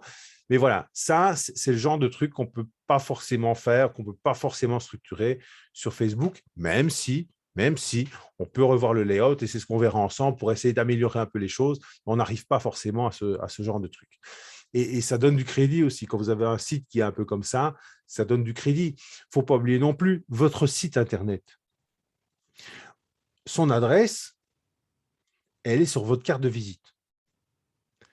C'est vachement plus difficile de mettre, mais bêtement d'un point de vue pratico-pratique, votre adresse Facebook. Vous pourriez encore le faire. C'est un peu plus long. Cela étant, puisqu'on a commencé à parler des algorithmes, hein, ces petits moteurs là qu'on ne voit pas, c'est un peu des gnomes hein, qui sont là derrière et qui, une fois, ils vous montrent un truc, une fois, ils ne vous le montrent pas. Quand vous allez mettre votre site Internet sur votre carte de visite, on va voir ce que vous déciderez de montrer. Ce sera toujours là. Ce sera structuré comme vous l'aurez choisi. Ce n'est pas toujours le cas sur Facebook pour les raisons qu'on a évoquées. Voilà. Donc ça fait partie aussi hein, de comment vous fonctionnez. Pouvoir avoir son adresse mail avec le nom de domaine qui est un peu précisé, ça donne aussi un peu du crédit. Tandis que lollipop@yahoo.com, ça ne fait pas forcément toujours sérieux. Donc voilà, c'est toute une série d'éléments qui consolident un peu votre communication et votre image de marque via Internet en tout cas. Et en parlant de communication, on a pas mal parlé de mettre en place des petits espaces un peu comme Messenger où on peut parler directement avec le client. Et là, on va parler de chatbot. Qu'est-ce que c'est un chatbot? Alors, un chatbot, c'est des questions-réponses qui sont grosso modo préprogrammées et qui vous amène jusqu'à un point où, bah, là, forcément, on a besoin de l'intervention humaine. Donc, à un moment, ça peut même être un chatbot téléphonique, ça existe, hein. À un moment, bah, on va rentrer comme ça dans un fil de discussion. C'est un peu une automatisation. On a l'impression qu'il y a quelqu'un qui est là derrière, mais c'est plus ou moins ce qu'on a vu avec l'automatisation marketing tout à l'heure. On a une question, une réponse, oui, non, etc. Hop, et on descend et on arrive au bout du tunnel. Et là, effectivement, il faut que quelqu'un, un vrai quelqu'un, entre guillemets, reprenne la main pour répondre. Mais ça vous permet de dégrossir votre travail et ça humanise une relation automatisée. Alors, pourquoi j'ai parlé des chatbots? Je sais que parmi les gens qui ont la page Facebook, il y a pas mal de questions qui se posent le week-end, etc. Et vous avez quelque part l'inconvénient de la vente en ligne alors que vous ne vendez pas en ligne. Des gens qui vous envoient le week-end à 14 heures, tiens, cette robe-là, elle coûte combien, etc. Bah, vous n'avez pas forcément l'info, vous n'êtes pas au magasin, vous êtes chez vous, mais vous voulez quand même répondre. Il y a des solutions de ce type-là qui permettent justement de gérer un peu le truc et de vous laisser un peu quand même profiter de votre bulle familiale, par exemple. Donc ça, c'est un élément. Alors, on a aussi plus ou moins ce genre de truc sur Facebook, c'est des questions préalables, hein. On peut aussi remplir des questions préalables avec des réponses prédéfinies. Mais évidemment, c'est encore une fois pas aussi souple que ça. Alors, on a effectivement des Proximus qui vous permettent de répondre soi-disant 24 heures sur 24. Hein. Il n'y a pas forcément toujours quelqu'un derrière le chatbot, mais on peut effectivement déjà faire un truc assez simple et rentrer un devis. Rien qu'avec un chatbot sans forcément avoir d'intervention humaine. Mais derrière le chatbot, on va finalement avoir un formulaire avec monsieur Untel qui demande 250 mètres, je ne sais pas moi, ou 20 mètres carrés de carrelage, et il habite telle adresse, etc. Donc, il aura répondu à une personne à travers le chat, et vous aurez fait finalement les informations qui vous permettront d'envoyer un devis le jour suivant, par exemple, et lui, il aura pu poser sa question même le dimanche, et il aura l'impression qu'on l'aura écouté même le dimanche. Donc voilà, c'est un peu à ça que ça sert, et ça s'intègre aussi dans certaines pages. Dans certaines pages, autant sur les réseaux sociaux que sur un site internet. Là, c'était un peu Un peu un peu plus sur les 2. un peu plus sur Internet parce qu'on a effectivement une plus grande palette d'outils et un peu sur Messenger, sur Facebook en tout cas. Il y a quelques formules comme ça qui existent. Par exemple, pour la réservation de tables dans les restaurants, je me souviens, je pense que c'était du côté de Tournai, il y avait un resto qui avait fait un truc pas mal comme ça avec des réservations de tables. C'était très bien fait. Donc, il y a moyen d'aller aussi dans ce sens-là sur Facebook. Ouais. Oui, et on peut aussi préprogrammer des questions aussi, il me C'est ça, semble, oui. hein, du style, ils Voilà. choisissent la question et ça, on peut y répondre, entre guillemets.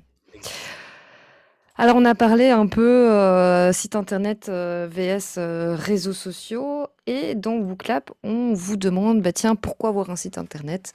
Quels sont les avantages? On vous pose la question aussi des inconvénients. Alors, je vois que quelques-uns ont déjà répondu. Donc, personnalisable. Je pense que c'est vraiment un des mots qui ressort le plus de ta présentation. C'est cet aspect. Alors, on sait faire on sait bricoler quelque chose sur Facebook, on sait mettre en avant quelque chose sur Facebook, mais on sait complètement personnaliser un site internet et y ajouter les add-ons, plugins qui nous sont nécessaires ou qui sont plus en lien avec ce que l'on fait. Alors, grande liberté, ben voilà, personnalisable, grande liberté, ça se tient, ça se lit,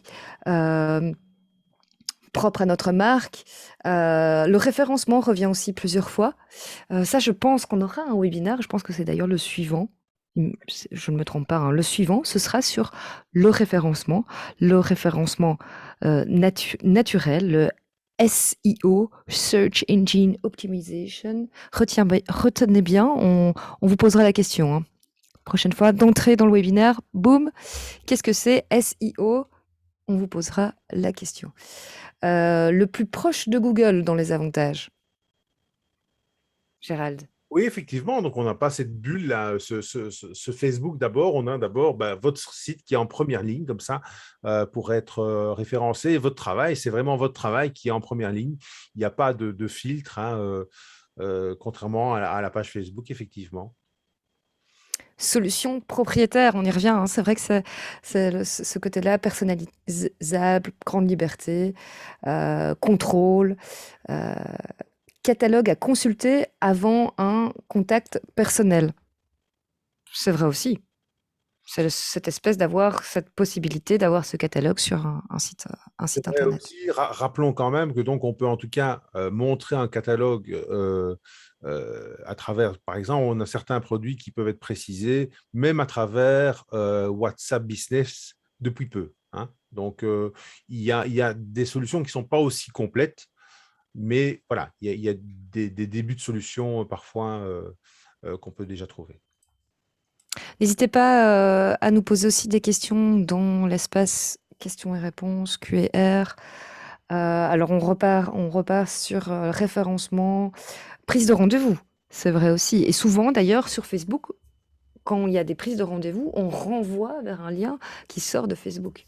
Oui, mais même si effectivement, il y a là aussi un outil qui est bien fait. Je signale aussi d'ailleurs que si vous utilisez une suite Office 365, il y a aussi la possibilité d'avoir un outil de rendez-vous. Donc, de plus en plus, on a effectivement ces outils de rendez-vous qui sont pas mal faits et qu'on peut intégrer sur un site Internet, mais effectivement aussi via un lien, en tout cas, la plupart du temps, à une page Facebook.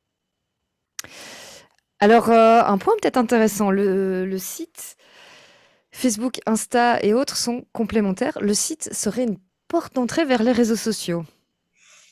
Moi, j'ai tendance à dire que c'est plutôt l'inverse, parce que en fait, vous pouvez utiliser plusieurs réseaux sociaux qui vont diriger vers le même site. Donc, voilà, c'est toujours cette idée du tronc de l'arbre. Maintenant, effectivement, il faut faire des liens de l'un vers l'autre et inversement. Dans vos descriptifs de réseaux sociaux, vous devez évidemment intégrer un maximum l'adresse de votre site, voire l'adresse des contenus ou des pages de votre site. Quand vous faites une publication, c'est évidemment le lien de votre site que vous devez pousser, par exemple, sur Facebook. Et évidemment, dans votre descriptif Instagram, si vous pouvez mettre un lien, vous faites un lien vers votre site. C'est pareil d'ailleurs avec Twitter ou avec LinkedIn.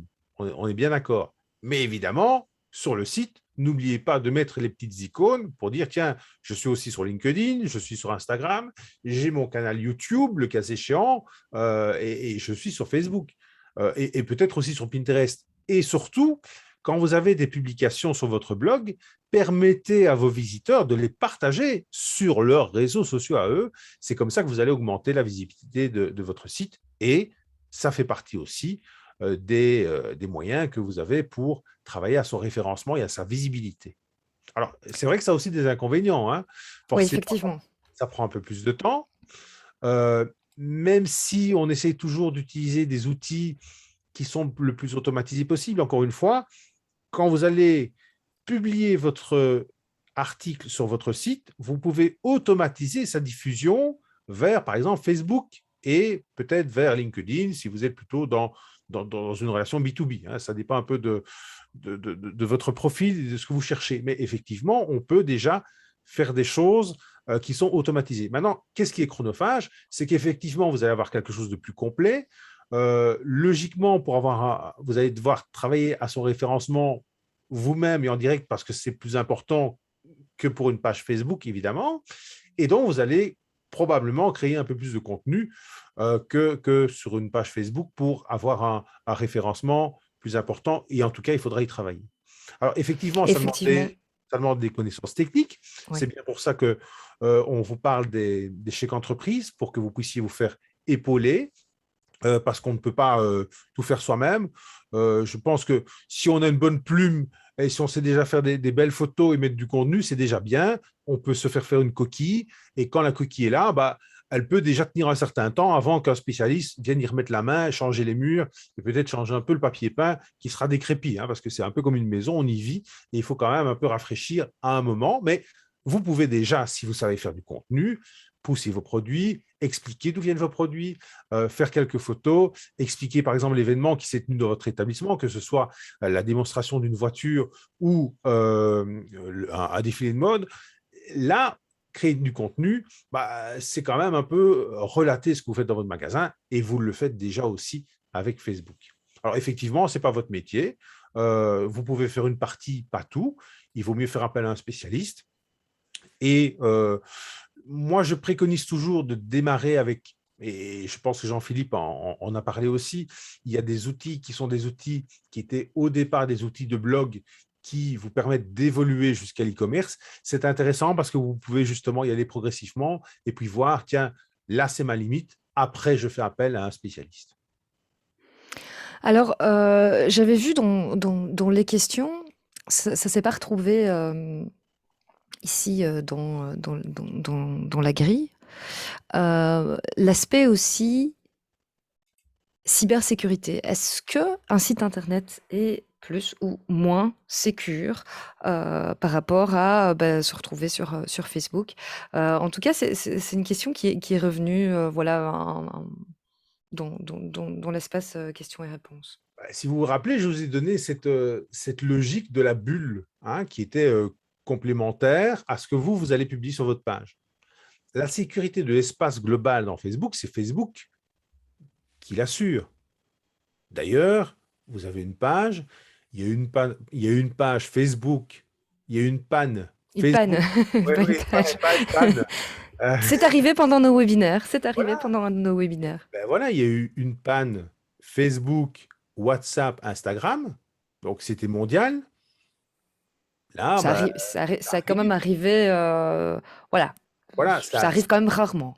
Ça arrive, mais bon, donc forcément, ça peut vous arriver. Par rapport à votre page, vous n'avez pas la main, encore une fois. Et donc, vous êtes au moins sûr que Facebook va remettre les choses en ordre. Hein. Donc ça, ce n'est pas un problème. Effectivement, vous avez aussi, dans l'autre cas, vous pouvez très bien faire un site qui est hébergé quelque part. Vous avez le centre de traitement. Qui prend feu. Qui prend feu. C'est arrivé à OVH. Le site n'existe plus. Hein. Je ne sais pas si vous vous souvenez, vous avez peut-être déjà entendu parler de Nearshop, qui était justement un outil pour faire du commerce en ligne de façon un peu mutualisée. Nearshop n'existe plus parce qu'il a brûlé dans OVH. Hein. Oui, je me rappelle OVH qui avait complètement brûlé. Donc, voilà. Alors, pour revenir au cœur de la question, donc, comme vous n'avez pas cette couche Facebook, forcément, vous êtes aussi en première ligne pour les cyberattaques. Clairement. Donc, par rapport à ces événements-là, forcément, il vaut mieux faire quand même appel à un professionnel à un moment. Cela étant, excusez-moi, une cyberattaque, plus vous allez avoir de volume, plus vous allez risquer d'être attaqué, ou bien alors, si vous ne travaillez pas du tout votre site, s'il est mort, s'il ne bouge jamais, là aussi. Parce que vous n'allez pas faire les mises à jour, parce qu'il y a des plugins qui vont être un peu affaiblis, etc., et qui vont être des portes d'entrée. Donc, soit vous avez une grosse visibilité, et là, ça vaut la peine d'aller un peu vous titiller, soit vous laissez votre truc un peu comme ça, comme une maison vide. Une maison vide, elle est squattée. C'est exactement pareil, encore une fois. Et là, c'est là justement qu'interviennent justement quelques spécialistes qu'on peut activer, notamment par l'échec d'entreprise. Donc là, effectivement, il y a un peu plus de danger parce qu'on est un peu plus en première ligne et qu'il y a un peu plus de visibilité.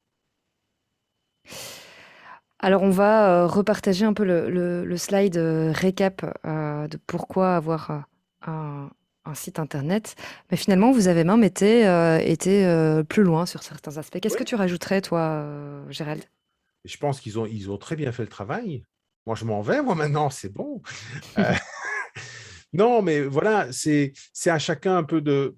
Je ne peux pas donner de choses plus précises parce que c'est vraiment en fonction de ses besoins, et de ce qu'on est capable de faire, de ce qu'on a comme temps, du type d'activité qu'on a. Il faut vraiment pouvoir avoir un échange avec ses prospects, voir aussi ceux qu'on peut peut-être gagner. Hein. J'ai pas mal d'échos de gens qui sont sur Facebook, mais qui ont gagné certains clients, même sans faire de l'e-commerce, en ayant un site Internet, parce qu'ils avaient un autre rayonnement.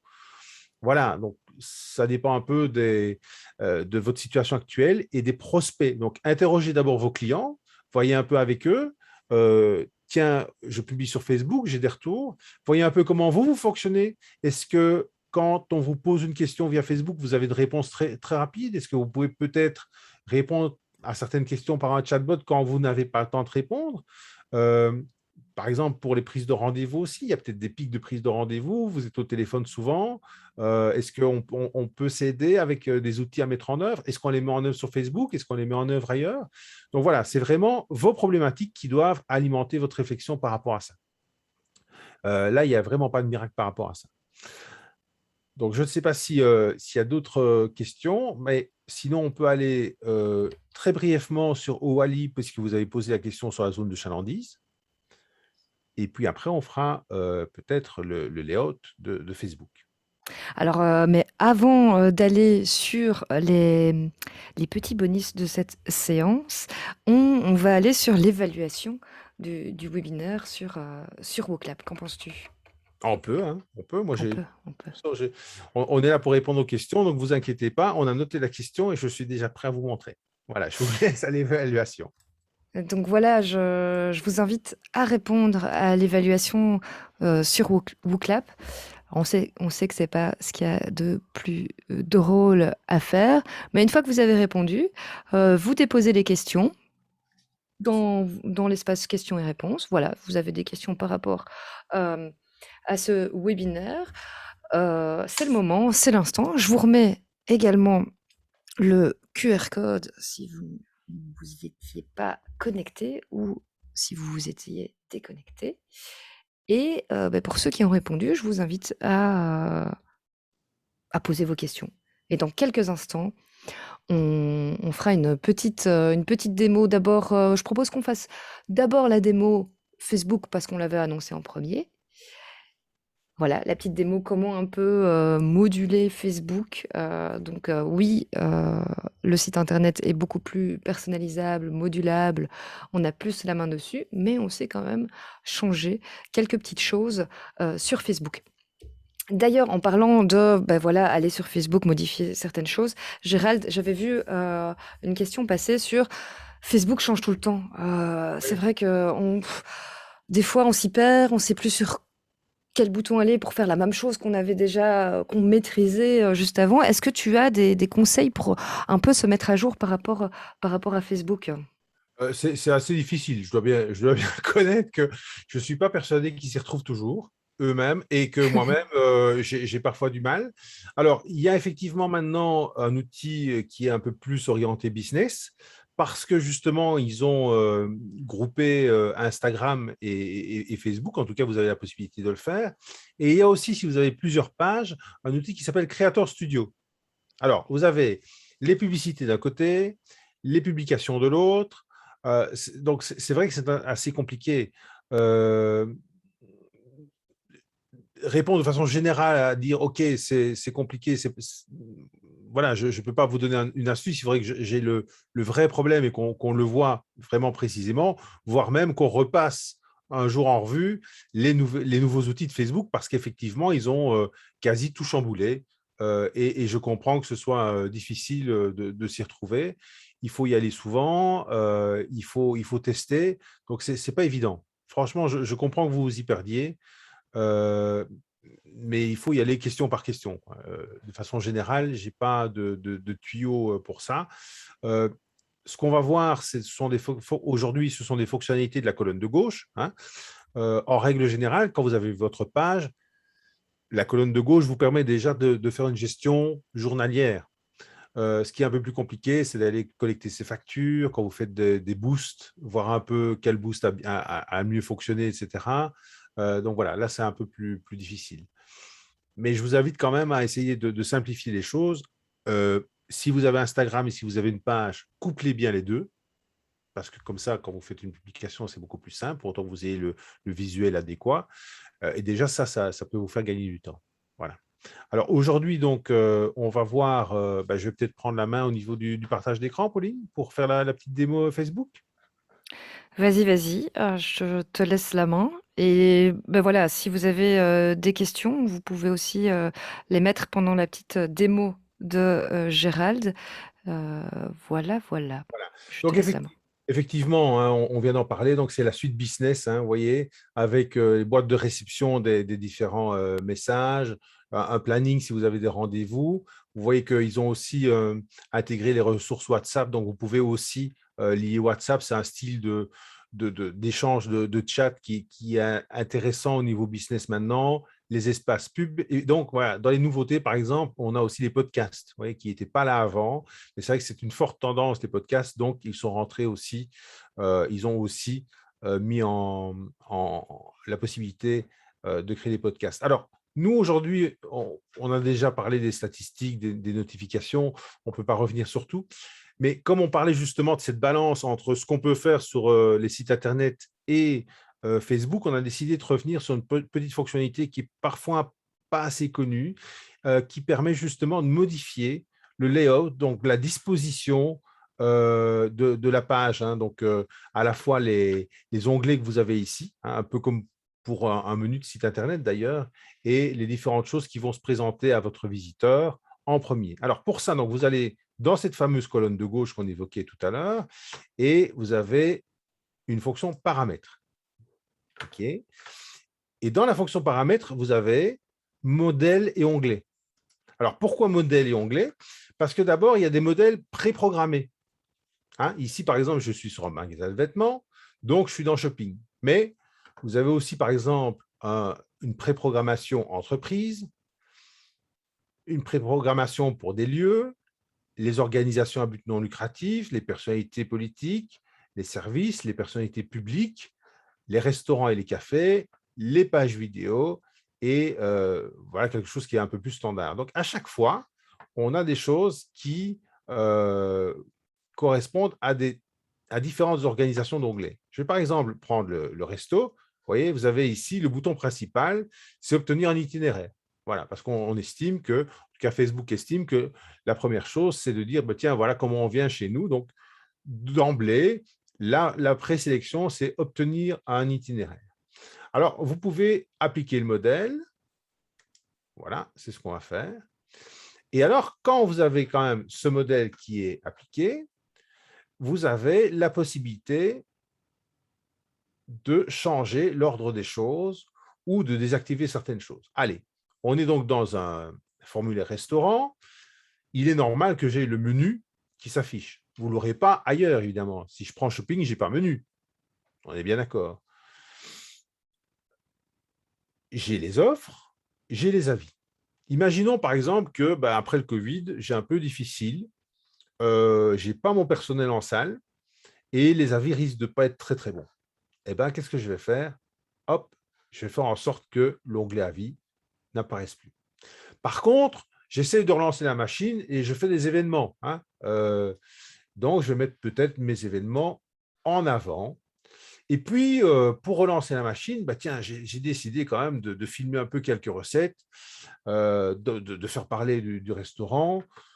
Finalement, non, tiens, allez, j'ai des nouvelles vidéos, je mets vidéo en avant et je vais pouvoir justement plus encore avancer. Et puis, j'ai offre d'emploi. D'habitude, il est caché, mais là, je l'ai ouvert parce qu'effectivement, j'ai des offres d'emploi. Là aussi, je pense que c'est important que j'ai une nouvelle paire de bras qui viennent m'aider pour la salle et pour servir les tables. Et donc, je mets offre d'emploi en avant. Et quand mon cadre est complet, quand je ne cherche plus d'emploi, hop, je peux le switcher off et effectivement le masquer puisque je n'ai plus besoin, je n'ai plus d'offre d'emploi ouverte. Et donc, voilà, ici, en l'occurrence, vous avez quand même une recommandation et je vais revenir sur mon modèle. Voilà. Et on voit que, par exemple, menu a disparu puisque je suis de nouveau dans Shopping. Offre d'emploi que j'avais fermée est de nouveau ouvert ici. Voilà, parce qu'on est de nouveau dans une autre configuration. Et imaginons, par exemple, que dans les services, je souhaite dire, tiens, on fait les retouches, etc. Eh bien, je vais pouvoir aussi le pousser et mettre mes services en avant si je le souhaite. Voilà. Donc ça, c'est une petite fonctionnalité qu'on n'avait pas encore vue, mais c'est vrai que ça permet de mieux adapter la page à votre activité et en fonction de ce que vous savez aussi produire comme contenu et que vous savez partager par rapport à votre activité. Tu avais parlé de Creator Studio aussi tout à l'heure. Peut-être ce serait intéressant de montrer où ça se trouve. Donc là, on va juste sur Facebook et on va sur sa page pour trouver les paramètres de la page. Oui, exactement. Donc, on est toujours dans la colonne de gauche, on descend dans paramètres et effectivement, on a cette possibilité qui est onglet et pré-réglage. Voilà, modèle et onglet. Alors, je vais revenir en arrière encore. Alors, la suite business et Creator Studio. Alors, Creator Studio, hop, voilà, on va cliquer dessus. C'est du live, hein, et c'est de l'impro en plus, parce que ça, c'était pas programmé. Tu m'as même Donc, pas dit que tu allais parler de Creator Studio. donc oui, il n'y a pas de problème. Donc, en fait, voilà, ici, vous avez à la fois Facebook et à la fois Instagram. Donc, c'est ça, c'est les nouveautés. Donc, vous pouvez effectivement jongler sur l'un et sur l'autre, voir un peu quelles sont les notifications. Donc, c'est un autre style de tableau de bord. Là, je ne sais pas pourquoi ça ne s'affiche pas. Vous avez ce qui est publié, voilà, tous les types de publications. Alors, vous avez différents statuts, hein. Vous pouvez aller voir toutes les publications, vous pouvez aller voir les publications sur un certain timing, vous avez les filtres, vous pouvez voir les publications qui sont programmées, les vidéos qui sont en direct. Si vous avez fait des vidéos en direct, on a parlé tout à l'heure de vidéo selling, hein, avec la petite application vidéo. Ben voilà, ici, on pourrait très bien en parler. On a la bibliothèque de contenu, si vous voulez aller voir un peu tout ce que vous avez comme contenu. Donc, hop, voilà, ça c'est l'onglet contenu. On a aussi les statistiques qu'on avait de l'autre côté, mais vous voyez, ce sont des statistiques qui sont un peu plus poussées. On a l'audience dans les statistiques. Donc voilà, ils sont en train de pousser un peu des éléments qui sont pas toujours actifs d'ailleurs, hein, on le voit. Voilà. Alors, on parlait des call to action Je aussi. crois que c'est en création, en fait. Je pense qu'ils vont switcher bientôt là-dessus, mais que c'est pas encore tout à Non, il y a fait. des choses, voilà, il y a des choses qui sont déjà là. Par exemple, les vues d'ensemble. Voilà, ici, on voit le nombre d'utilisateurs atteints. Donc, on peut aller aussi changer les dates. On peut aller voir sur des périodes plus grandes, la période précédente. On voit comment ça évolue. Et donc, voilà, ce n'est pas encore tout à fait au point. Mais l'idée, c'est vraiment de goupiller dans un même outil, de lier ça et WhatsApp. Voilà, en clair. Alors, vous avez Creator Studio, vous avez aussi les publicités. Ça, il faut que je revienne encore avant. Montre-nous aussi, hein, comment y arriver, hein, parce que c'est une question qui est apparue, comment arriver là-dessus. Évidemment, il vous faut un compte Facebook, hein, de Oui, alors, base. les publicités, en règle générale, c'est souvent une publication, hein, pour te dire, hein. Voilà. Les publicités, c'est souvent une publication qui est boostée, hein. On ne parle pas vraiment de pub, on parle plutôt de boost sur Facebook. Donc, on va aller choisir une publication, on va la booster. Simplement, vous pouvez très bien booster une publication pour qu'elle soit plus vue ou vous servir d'une publication pour gagner des likes. Et là, encore une fois, ça va être l'algorithme qui va prendre votre visuel et le montrer à l'un ou à l'autre. Alors, dans l'espace pub, vous avez essentiellement les résultats des publicités, hein, voilà. Vous avez les interactions avec les publications, vous pouvez aller voir les résultats. Donc, le coût par mention j'aime, on a gagné des mentions j'aime, combien coûte la mention j'aime, le nombre d'interactions créées, le clic sur le lien, voilà. Vous avez les statistiques. Alors, on a déjà fait un webinaire où on parlait de statistiques, hein. Ici, on est dans un magasin pour dames, on est 100% pour dames, OK. On voit qu'on est on a de la tranche 25-34. On voit qu'on descend là, ben, voilà, si on veut travailler, on peut peut-être élargir un peu ça. Donc, c'est à ça que ça sert, c'est de pouvoir aussi un peu travailler ses prospects et on peut dire, tiens, la publicité, elle me satisfait ou elle ne me satisfait pas. On peut la recopier d'ailleurs. On peut refaire la même publication si elle a donné des résultats. Alors, l'autre solution, c'est quand vous êtes sur votre page, c'est de booster une publication qui existe déjà. Sinon, alors, vous allez donc créer une publicité. Et pour rappel, quand vous créez une publicité sur Facebook, donc, vous devez définir votre cible, donc déjà dire homme, femme, l'âge. Vous pouvez dire aussi quelques caractères socio-économiques, type de formation, vous devez définir votre budget et la durée de cette publicité. Alors, vous avez déjà des outils un peu préprogrammés aussi. Les publicités automatisées, ben, vous allez dire à Facebook, ben, voilà ce que je veux cibler, tu gères les sous comme tu veux. Vous avez boosté la publication et vous avez boosté la publication Instagram. Donc, on est encore dans cet outil qui veut un peu rassembler les choses.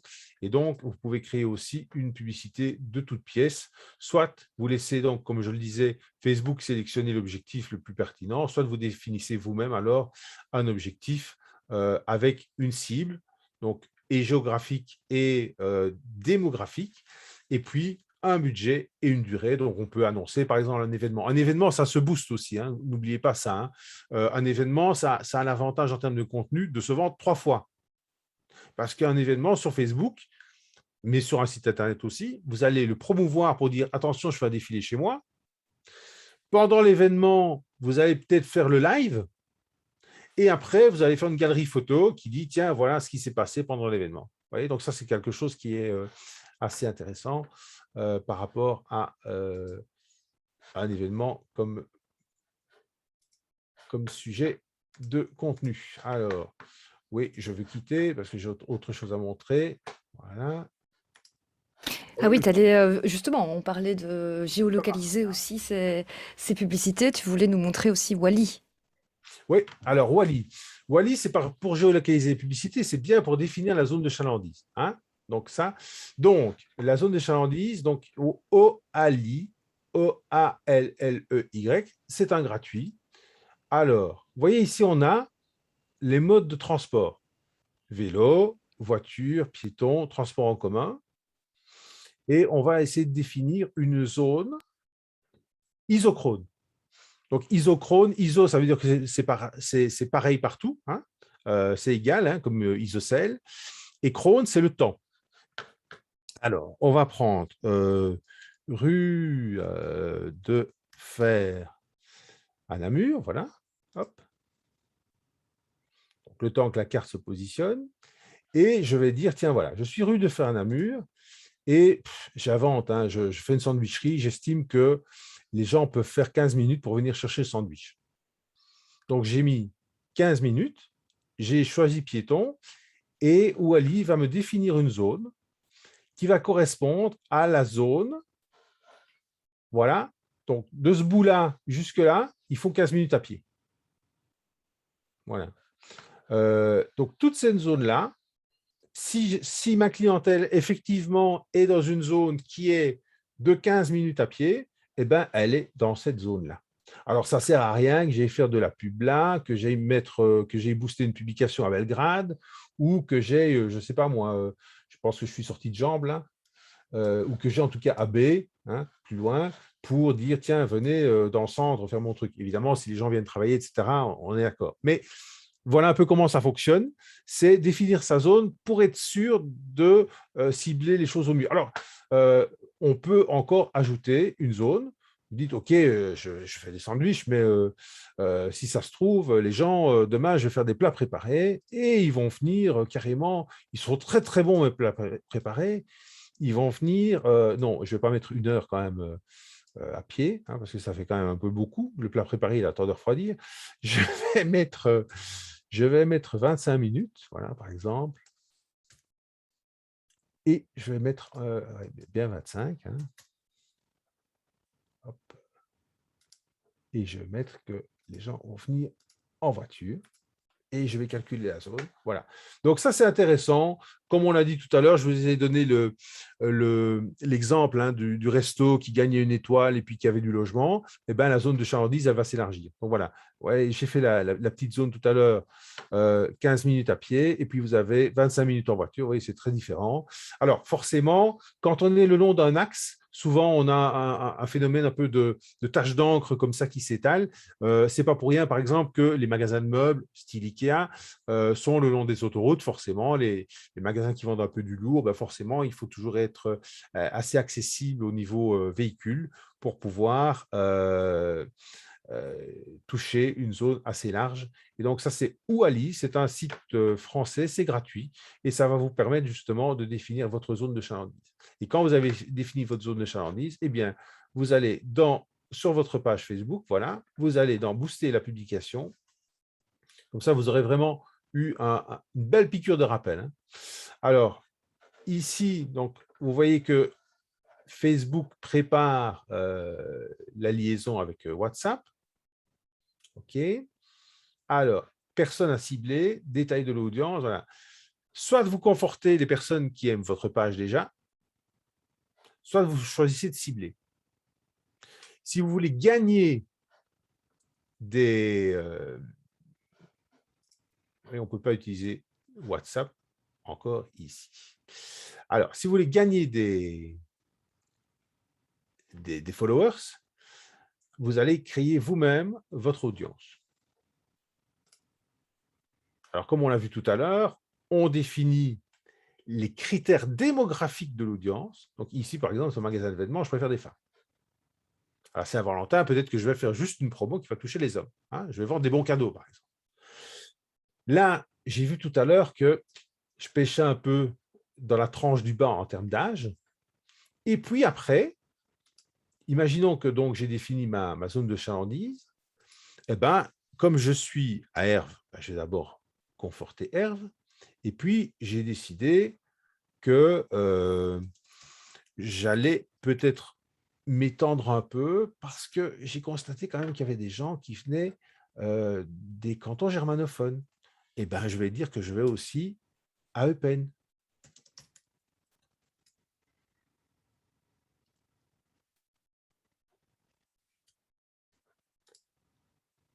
Voilà. Vous voyez? Ouais, bon, c'est peut-être un peu large quand même, hein. Donc, qu'est-ce que je vais faire? Je vais reprendre l'un et l'autre et je vais les diminuer. Hein, vous voyez? Hop. Vous voyez, je les diminue là. OK. Je peux aussi déplacer leur paire. Ouais, là, c'est trop loin. Hop, je vais déplacer leur paire. Hop. Je ne vais pas déplacer leur paire. Je ne vais pas déplacer. Je peux logiquement déplacer leur paire aussi. Voilà, voilà. Hop. Je prends leur paire, je le mets là. Vous voyez, j'ai une autre zone que j'ai réduite à 16 km. Donc ça, c'est voilà, ça c'est l'aspect un peu carto. Après, je veux des gens qui ont un peu les moyens. Je vais viser les travailleurs indépendants, les universitaires. Je vends des robes de cocktail. Ben voilà, je vais vendre des robes de cocktail, des robes de soirée.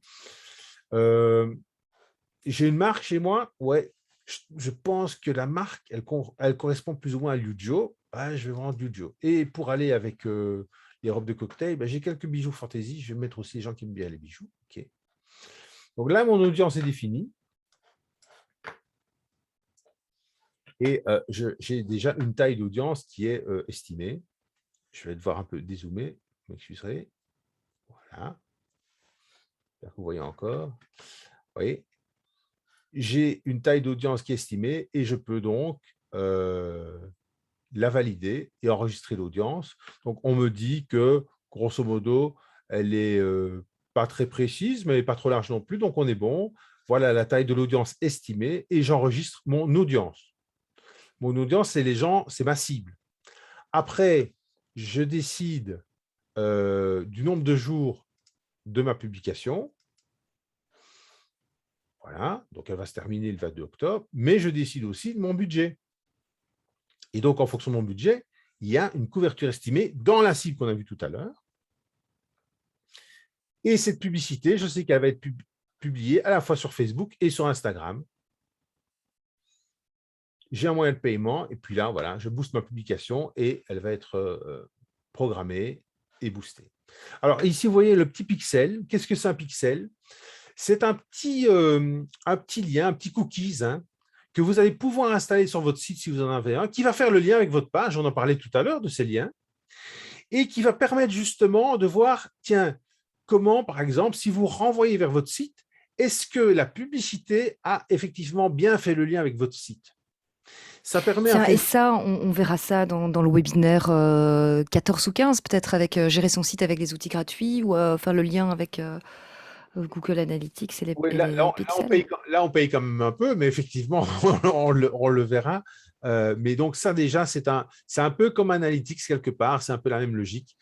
Ça va permettre à Facebook d'adapter au mieux votre publicité et le taux de transformation que vous voulez avoir. Ça s'appelle un pixel. Voilà. Voilà, voilà. Si vous avez un, Merci Gérald pour ce refresh Facebook. si vous avez un Euh, site et une page, pensez quand même à faire le lien avec ce petit pixel.